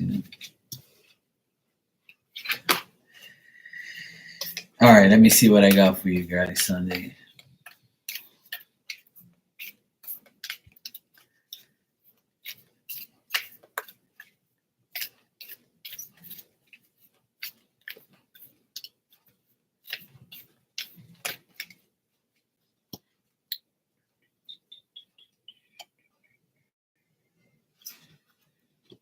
Okay, let's see.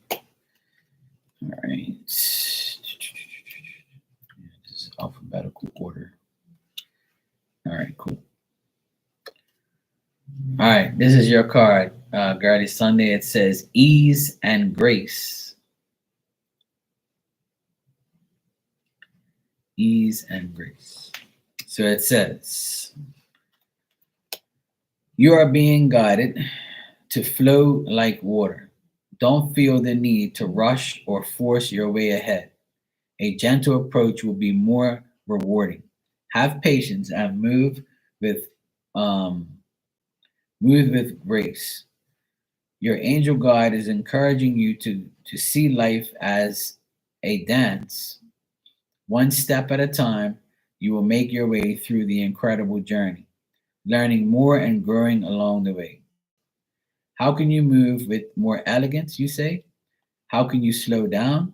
Question mark. How can you bring more grace and poise to your current situation? Question mark.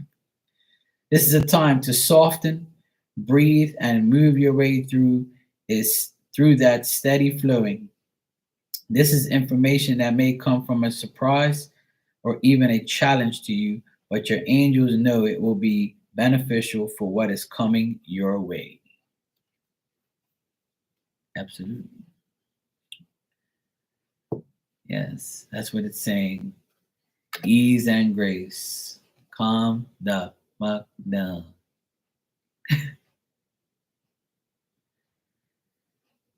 There you go.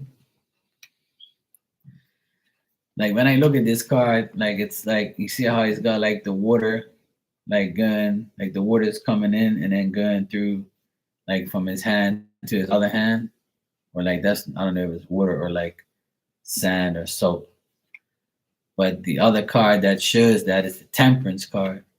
Where where the woman's like pouring one cup of water into another cup and making it like balancing it out. You're welcome, sweetheart. No problem. So yeah, that's like the patience card, temperance, somewhat like that. Yeah, patience is the key. This deck's pretty cool. I like it. It's got like a lot of colorful shit on it. It's pretty cool.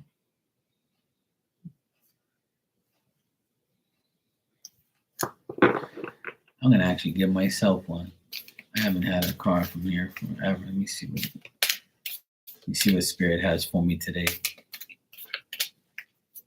See what the angels are guiding me to.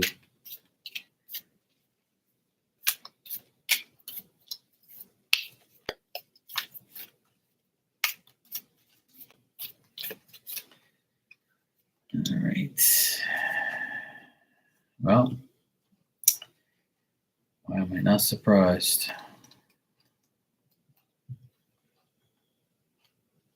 I got the very first card in the deck. And it says Angelic Protection. That's like the Knight of Swords. That's me. The Knight of Swords. That's what that would be in the tarot. But, that's the guy with the sword. That's your boy with my sword and my shield.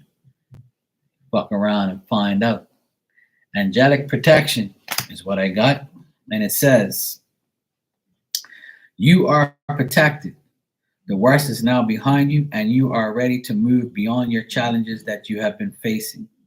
The past has gone, and now your angel guide is encouraging you to let go.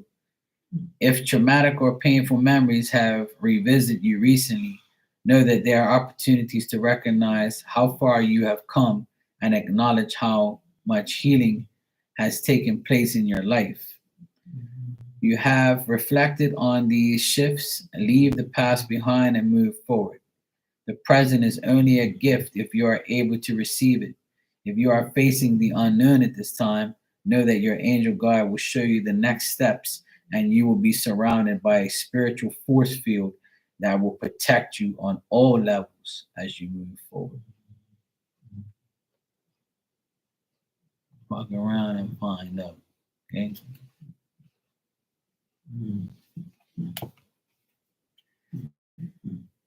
That's crazy.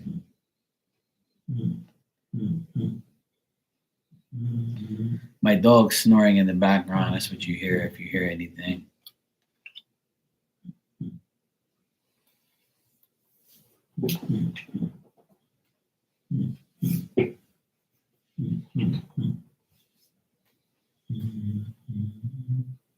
You having fun over there? You see her leg twitching. I don't know if you guys can see her.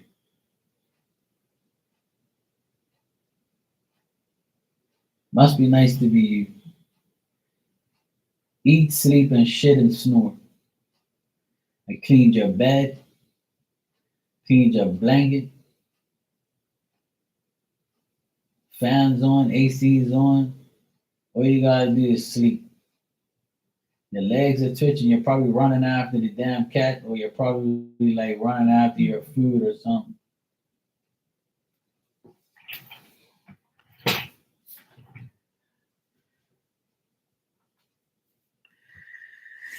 Oh boy. Where is Virgo? I don't see her. Virgo is here and she asked me for a message, but I ain't seen her since. I don't see her in the chat. What happened?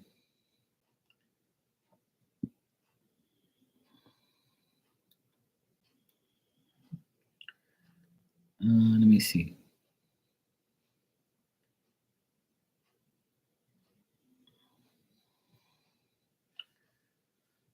Yeah, I ain't heard from Virgo since. I don't know if you're here, Virgo, but I can't see. If you're typing, I can't see your messages. I don't know what happened.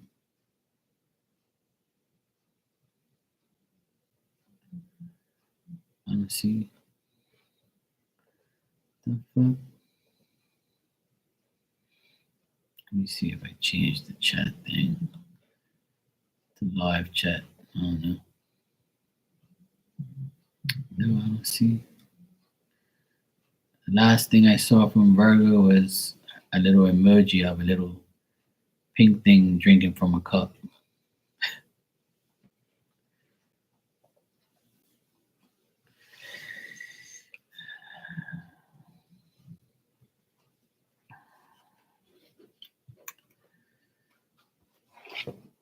Can't believe it's 1 o'clock in the morning already. Fuck, time flies. Today went by really fast. Yeah, my dog lives her best life. She's one of a kind. One of a kind pain in the ass.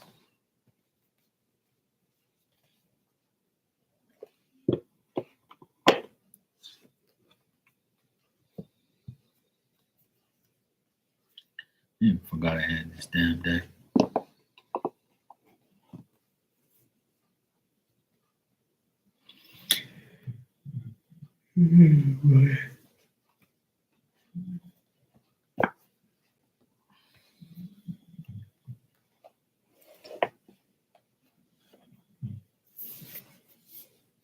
I also got this deck. It says Divine Animal Oracles, Oracle cards. This deck's got some crazy ass shit. What's my favorite movie? Oh man, I don't really watch movies like that, but my favorite movie is probably of all time, like probably like all like the Rambo shit. I don't know if you know Sylvester Stallone, the Rambo Part 1, 2, and 3. That was probably my favorite movies ever. I watched those movies like probably 50 times. I was a big like Sylvester Stallone, Rambo. Any Sylvester Stallone movie is like my favorite. That's like my idol when I was growing up. Yeah, the one man army. Rambo shit was hot. And all the music and it dun, dun, dun, dun. He used to fuck everybody up. He used to get on like the big Jeep with the big M60 and that shit was like my favorite shit. Even all the Rocky movies was all cool shit. I used to love that shit. Even his latest movie he did where he was like, what the hell is it called, man? I always forget the name of the movie. His latest movie he did was like he was in like a gray suit and like he was talking to a kid and then the kid saw him get run over by a car and then he got right back up and he ate ice cream to like revive himself and he was like a superhero but like an undercover superhero and he met like this other superhero guy and then he beat the fuck out of him and like the kid saw him and like he was like telling the kid, look, don't tell nobody and shit. Like he would get fucked up and then come back to life. I can't remember the name. It's a recent movie though. He did like a recent movie.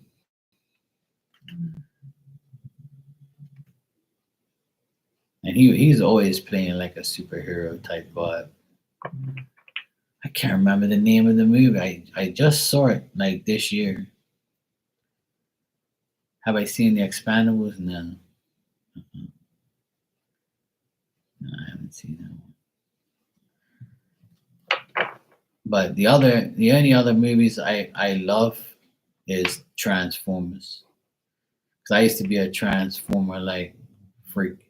I used to love Transformers and shit. I used to have all the like figures and all that shit. But a lot of people from my era, they forgot about the other Transformers, which is Voltron. It was like another set of Transformers, and the main guy was Voltron, and I used to like draw him and shit. But like all the Transformers stuff, I used to love that shit. And the new Transformers coming out. The new Transformers is coming out in September. It's called Transformers One, and like they all look kind of different and shit. So that's what I love. I love like action movies, war movies. Um, yeah, I think I did see some of that expandable shit, but I can't remember, man. I honestly, early Sunday, like I haven't really. I watch movies and I don't even can't even remember the damn names. But yeah, I've watched some. You haven't seen Transformers, you don't know what you're missing. Transformers shit's hot. That shit's like I love all that type of stuff. That's the type of movies I watch. Yeah, the '90s action films that I watched back in the day that I really loved was like Airwolf, with the helicopter coming out of the cave and shit. I used to watch like Tour of Duty. I used to watch all like like army shit and like killing shit and like war shit. That's the type of movies I like. I like seeing the good guys win and beat up the bad guys and shit. True Lies, yeah. I used to watch all those like films that come on TV and stuff. Blue Thunder. It's like, you know, it's way, way back when I was like super young. Optimus Prime. I will read you your tarot card, Dan. From the galaxy far away. I'm Optimus Prime. I'm gonna kick your ass.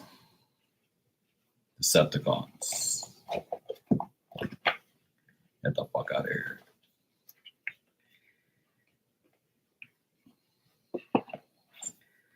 Yeah, I like Bumblebee, that's my boy. Optimus Prime's my boy, but I like Bumblebee. Bumblebee's hilarious. I like the guy, Jason, whatever his name is, that does Transporter movie. I like him. That guy, Jason somebody, I can't remember his name. He's a really good actor too.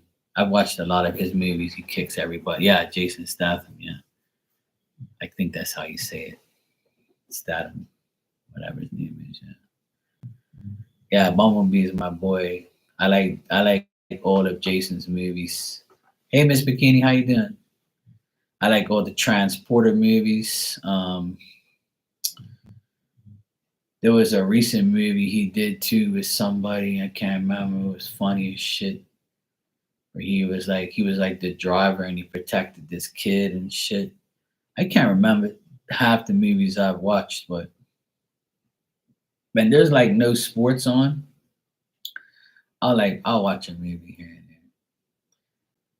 My sister wants me to watch the new Bob Marley movie, but I told her I said I can't watch that fake ass shit. Like she said, "Yeah, you should watch it." I said, "I already knew his story and I already knew what happened." When she was telling me, I was telling her I already know all that shit. I know all of Bob Marley's history. But the movie that's out now, some people say they like it, some people say they don't. Because the guy who acted in it apparently he's like some idiot or something. Uh, oh, nice, Miss Bikini. Hope it all goes well tomorrow. I know it will. It will go well. You'll be fine. But that's good that your aunt's with you. At least you got some company.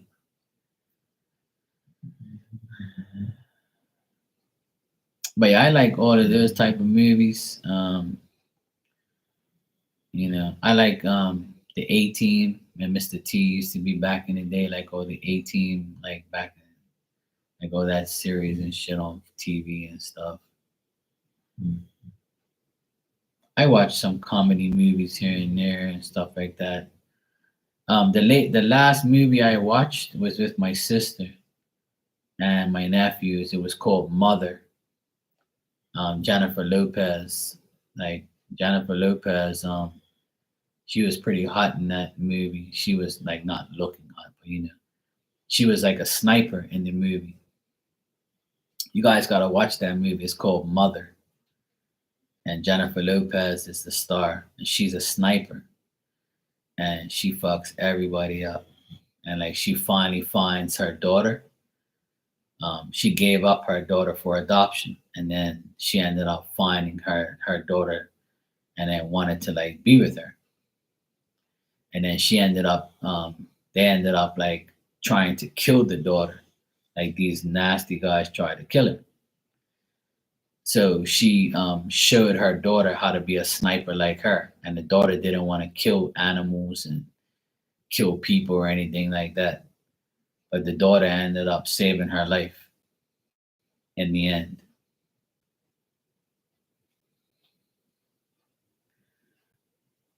So it was a pretty hot movie.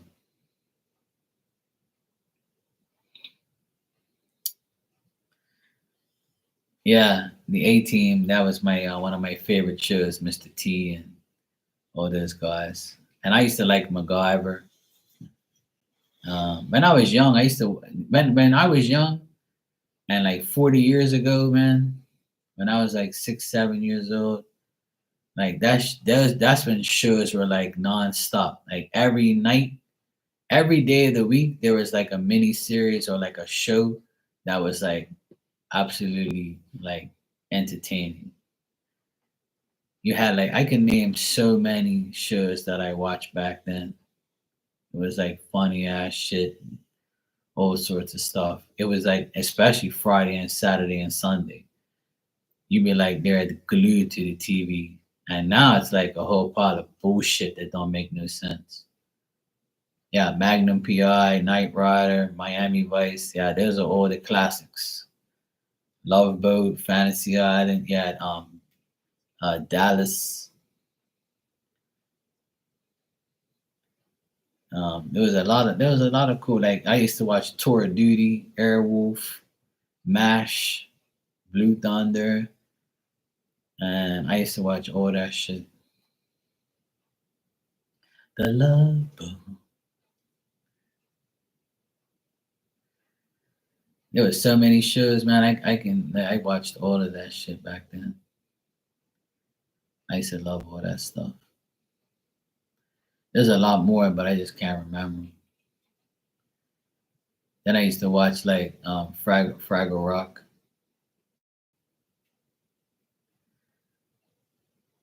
Yeah, Knots Landing. I used to watch Young and the Restless. Right up until a couple years ago, I stopped because they started like showing things that I didn't like on there. So I was like, yeah, I ain't watching this fucking shit. I would watch MASH and all that sometimes, but not like all the time. 90210, yep, all that shit.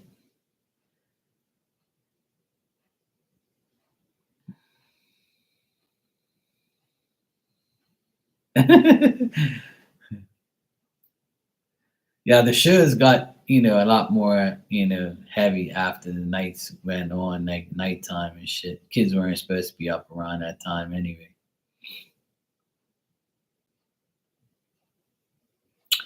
But like Young and the Restless, my mom used to watch that shit all the time.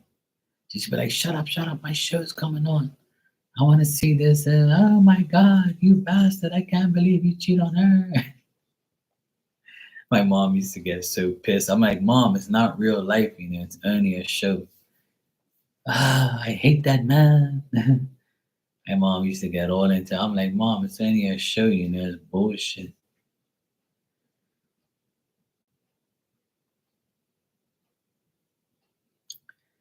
Yeah, my mom, she was addicted to like General Hospital. She used to watch General Hospital, Bold and the Beautiful, Days of Our Lives.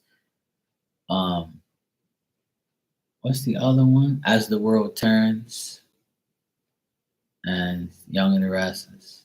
She used to watch all of them religiously. She knew all of them by their names and shit. That was like the end thing. And then I got into it because it was kind of interesting.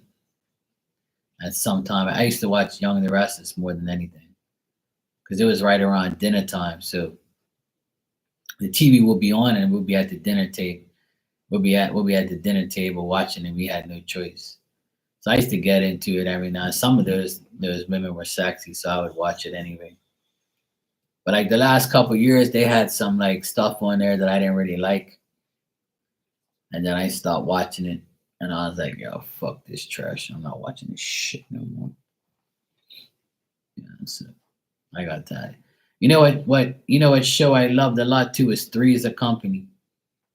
I don't know if you guys know about that one, but Three is a Company with Jack.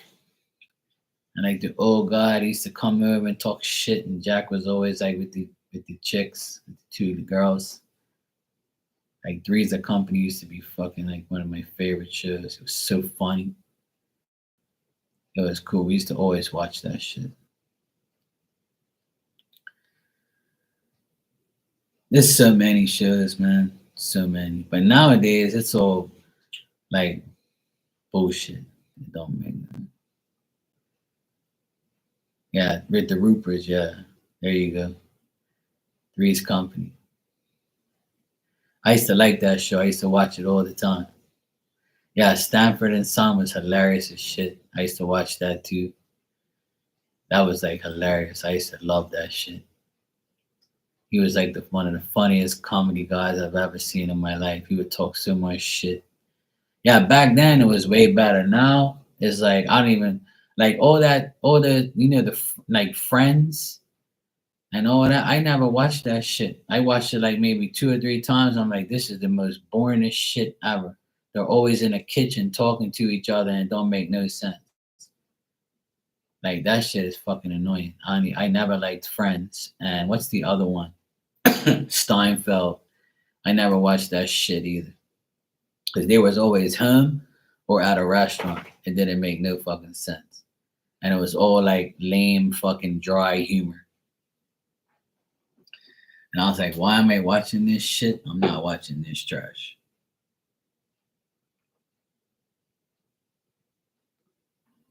Like the last decent like show that was on TV was probably the Jeffersons and Fresh Prince of Bel Air.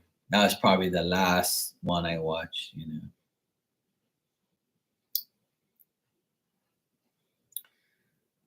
Yeah, what's then you had like what's the old guy? What's the white guy and the what was the white older couple and they had like the dumb son and all with the daughter. Shit.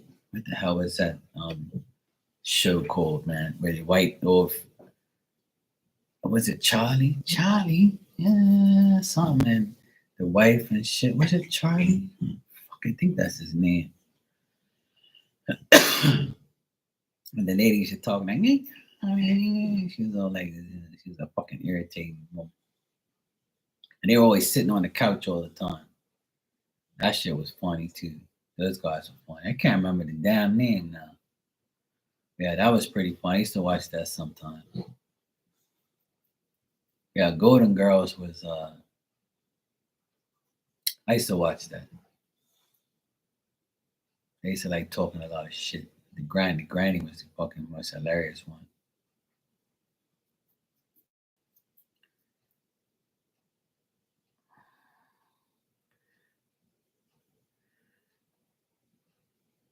There's like so many shows out that back then. It was like I said, every day there was like a series of shows. Like you knew, like for instance, Friday nights was this, and this, and it'll start at like 7:30, and it'll go right up until like 10 o'clock, and then we went to bed because we had to go to school. And then like the next day, Saturday, you have pure shows again. Then Sunday was pure shit again. Then Monday will start all over again. Start over these soap operas, and then go into like all these like mini series or shows and shit. It's crazy. But now it's like to me, I don't even watch movies and stuff. I watch movies, but I really have to like really be into it. The what I can't wait for, hopefully I think it's soon. I think summertime it's coming up. There's there's a show called Outer Banks, and it's like all these teenagers and they go on like these explorations to find treasure and shit. And the one I just saw was like they found all these gold and shit, and leading up to it, like some people died and like but the main characters always stayed. And it was like really interesting. I love that show. I can't wait to see the next series because they're gonna do like the Blackbeard pirate thing, the treasure. Like some guys hiring them to go find that, so it should be interesting. You guys got to check that out. Outer Banks on Netflix. Hush shit. I really enjoyed that. I was glued to the TV. My nephews were teasing me. They were like, "Oh, you like this, Uncle Mark? You like it? Yeah, we love this. You gotta watch it from the beginning. We're gonna watch it again. We'll watch it from you gotta catch up." And every dinner time they would put it on and we would watch it. I was like, "This is pretty cool. I like this shit." I like that suspense of what's next.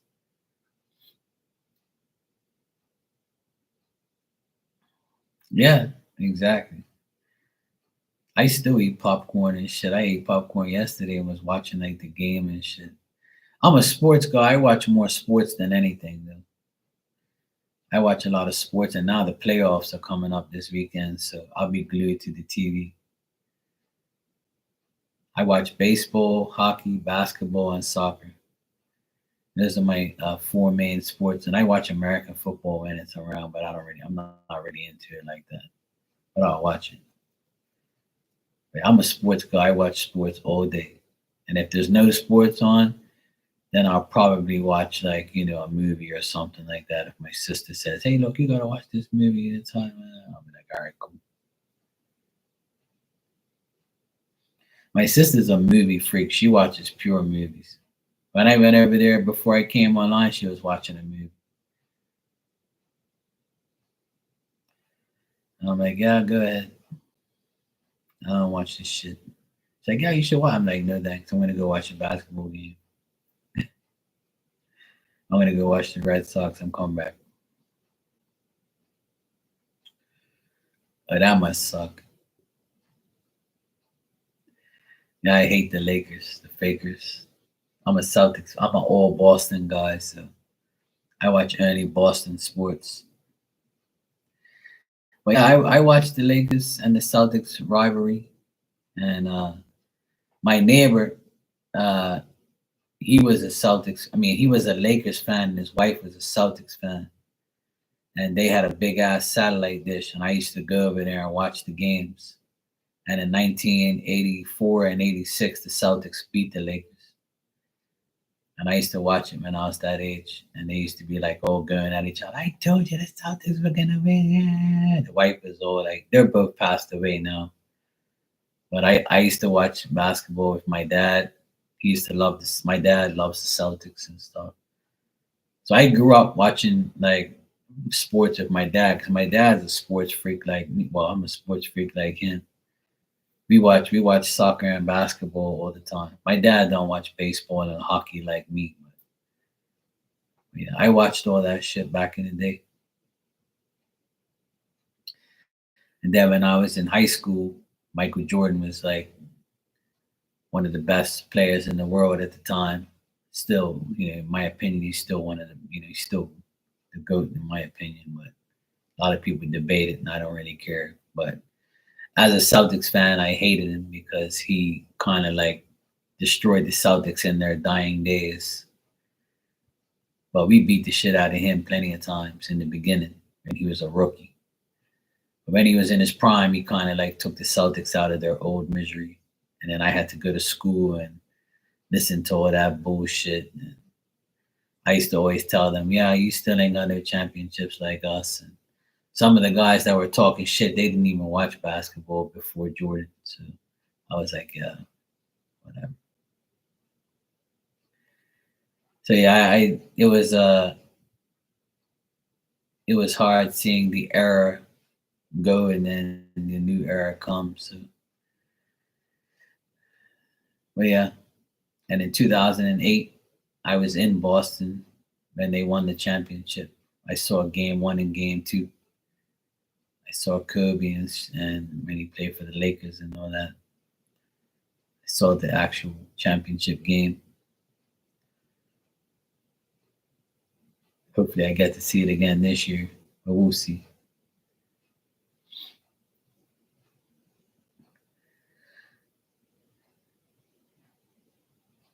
Next month, I want to go to Boston and go watch Celtics, the Bruins, and the Red Sox. I want to go watch a hockey, basketball, and baseball game. That's my goal for next month. I really hope uh, that I can. Hopefully, I can. I can't go right now, but I want to go in May. I'll see what happens.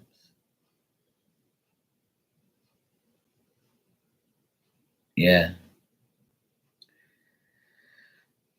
Some of my best friends are Lakers fans, but we don't argue and fight over games and shit like that. We don't do that shit here. We don't really care about that. Some people fight and some people go off it, but when I was out there, when I was out in Boston, like those guys got hostile and fucking crazy and shit. I'm like, look, man, calm down. It's only a game. They take that shit too serious. I love my teams and I'll defend them and I'll like, yeah, but I'm not gonna fight nobody over no game. I'll be like, yeah, we'll see you next time. Yeah, the thing from Mike Bibby. Yeah, Mike Bibby was a baller. He was good.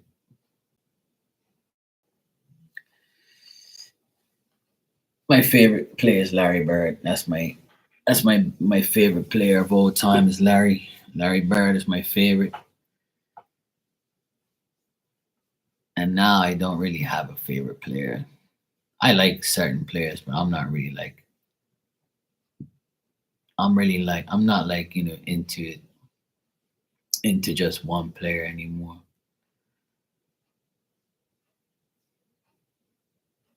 Nah, I'm not like that either. I get passionate about my team, but not like fighting her.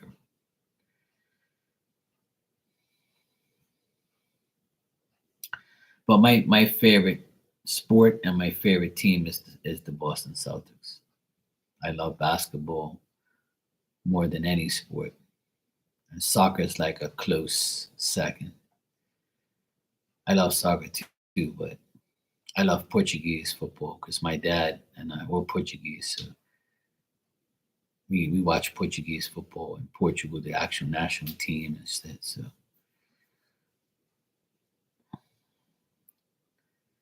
I watch that religiously.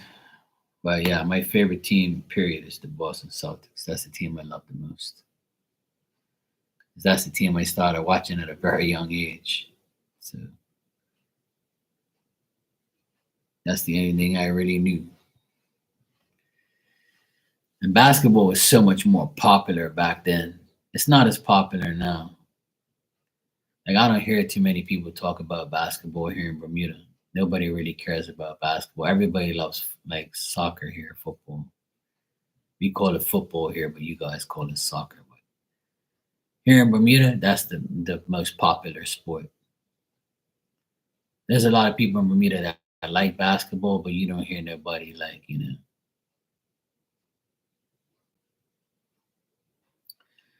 back then basketball was the most popular sport, period. But now soccer, football is the most popular sport, period. There ain't nobody, there ain't no like this. More people love soccer than anything else. It's a worldwide sport. So everybody loves like soccer more. Not everybody, but it's the most popular sport in the world. In the United States, it's not, but in the world, it is. I think the most one of the most popular sports in the United States is American football. That's probably the most popular. Basketball isn't anymore.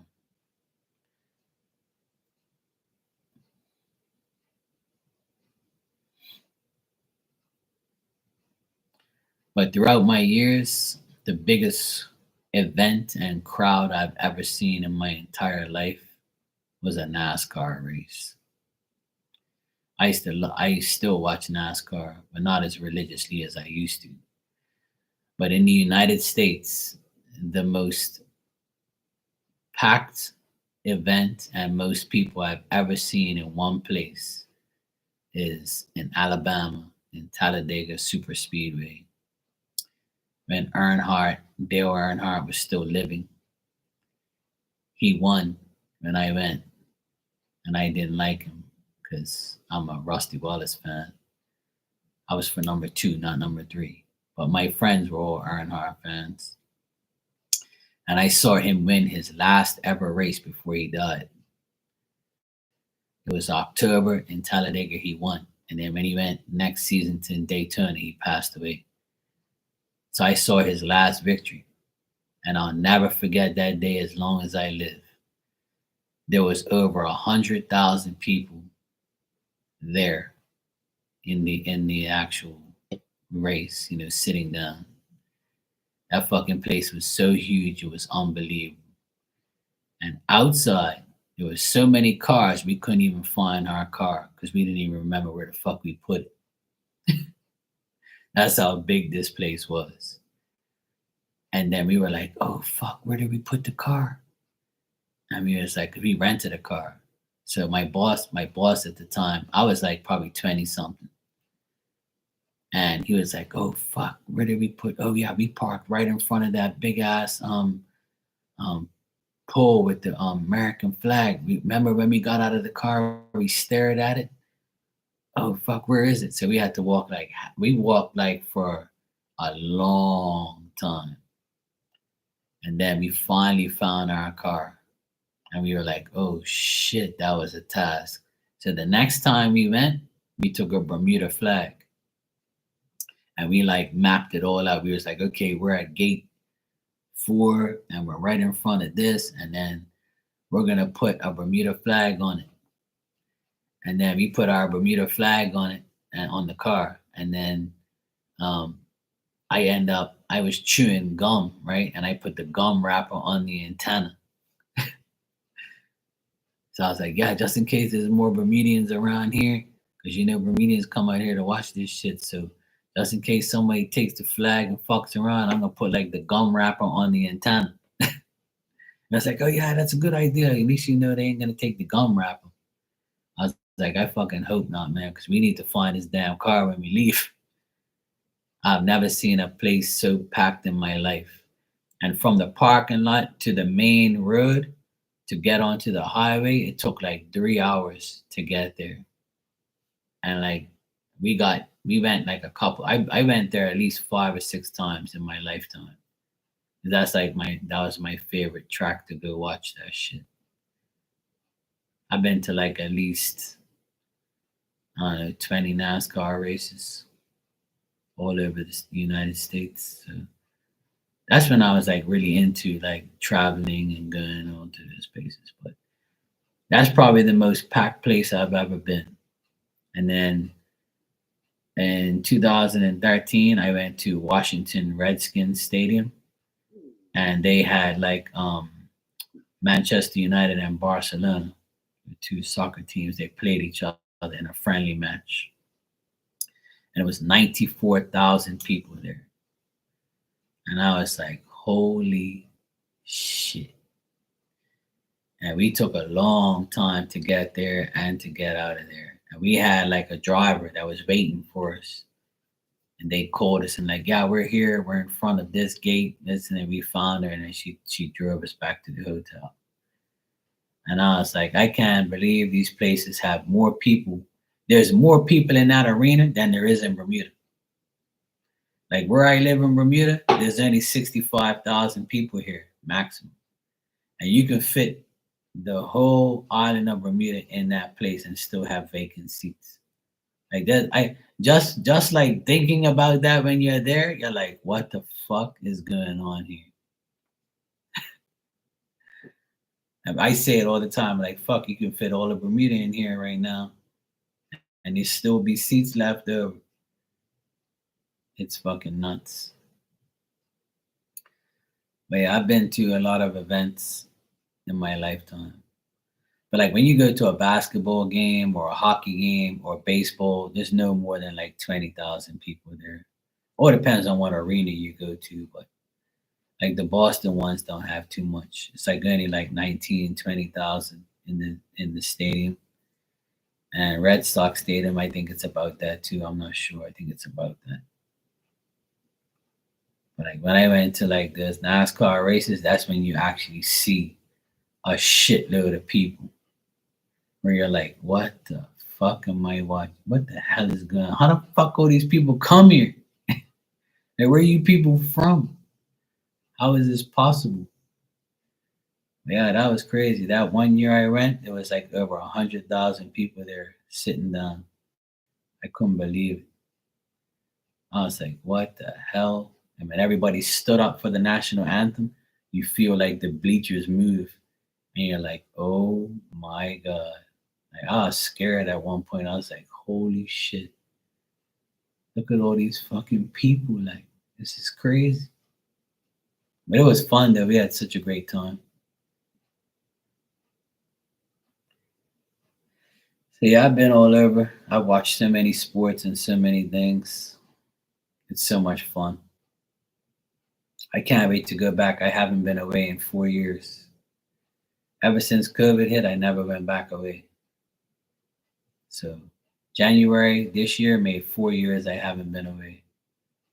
So I'm looking forward to going like next month to go watch some playoff games and go see my friends and shit. So I'm planning on going next month. We'll see what happens. Hopefully I can go. But everything's so expensive, it's ridiculous. Like the right now, if I want to go away, the plane ticket's like $900 to go to Boston, which is ridiculous. And if I go for like 5, 6 days, I have to pay like $400 a night at a hotel. So I have to find like an Airbnb, something cheaper, because I ain't paying all that fucking money for no damn hotel.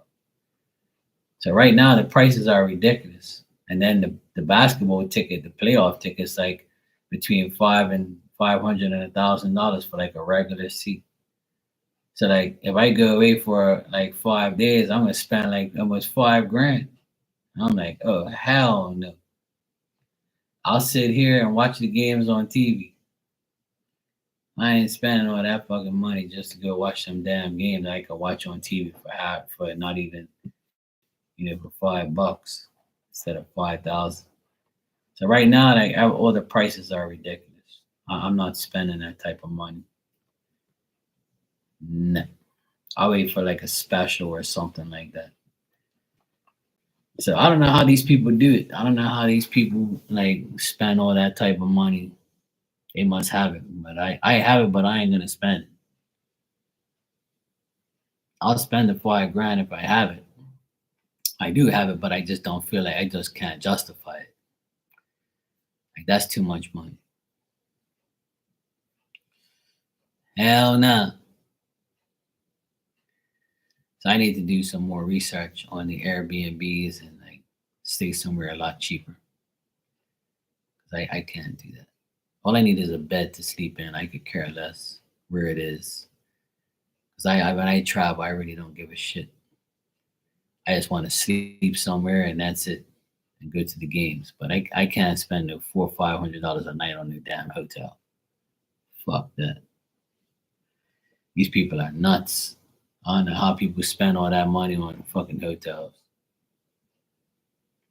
And half the time you didn't even get no sleep because everybody's making all this fucking noise, and then you didn't even get no free breakfast, or you get some bullshit cornflakes and all that type of trash. But yeah, hopefully I'll be able to go next month.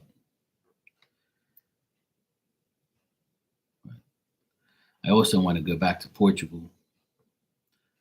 My Portuguese team might be champions in the next few weeks. So if they are, I would love to go to Portugal and watch them be champions and go out there, and that's a lot of money to go from here to Portugal too. I gotta go here to England, Portugal. And that's like an arm and a leg too. That's like a $2,000 flight. But see, the hotels are cheaper out there. And the soccer tickets cheap. But I don't know. We'll see how life goes. It's like I always say, you plan and God laughs.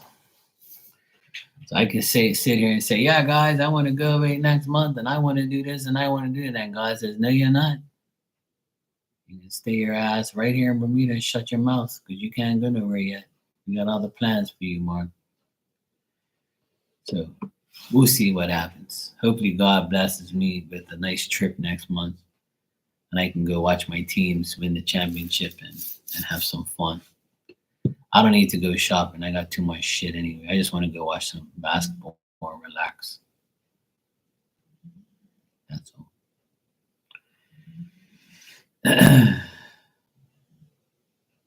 We'll see. We will see. Anyway, I need to get my ass out of here. It's 1:43 in the morning. I need to get my ass to sleep. Miss Bikini, wish you luck for tomorrow. I know everything will be good for you, and hopefully I'll see you tomorrow and you have good news and everything goes well. Yes, it will be cool. I can't wait.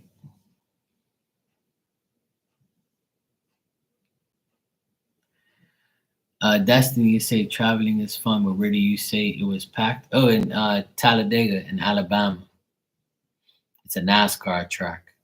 It's like 100,000 people sitting there. And the other place was Washington Redskins Stadium, 94,000. Those are the two places I've seen the most people in my life at a place to watch a game. It's insane. All right, good night, Girly Sunday. Take care. Miss Bikini, take care. Good night. Destiny, good seeing you always. Thanks for coming by. Say hello to mom. And Dan, if you're here, good night. Whoever else is here, Ninja, you guys, good night. Take care. And I will see you all tomorrow. I'll be here tomorrow. I might be here during the day too. So we'll see. But I'm gonna get my ass to bed. I've been on here for like 2.5 hours now. All right, good night.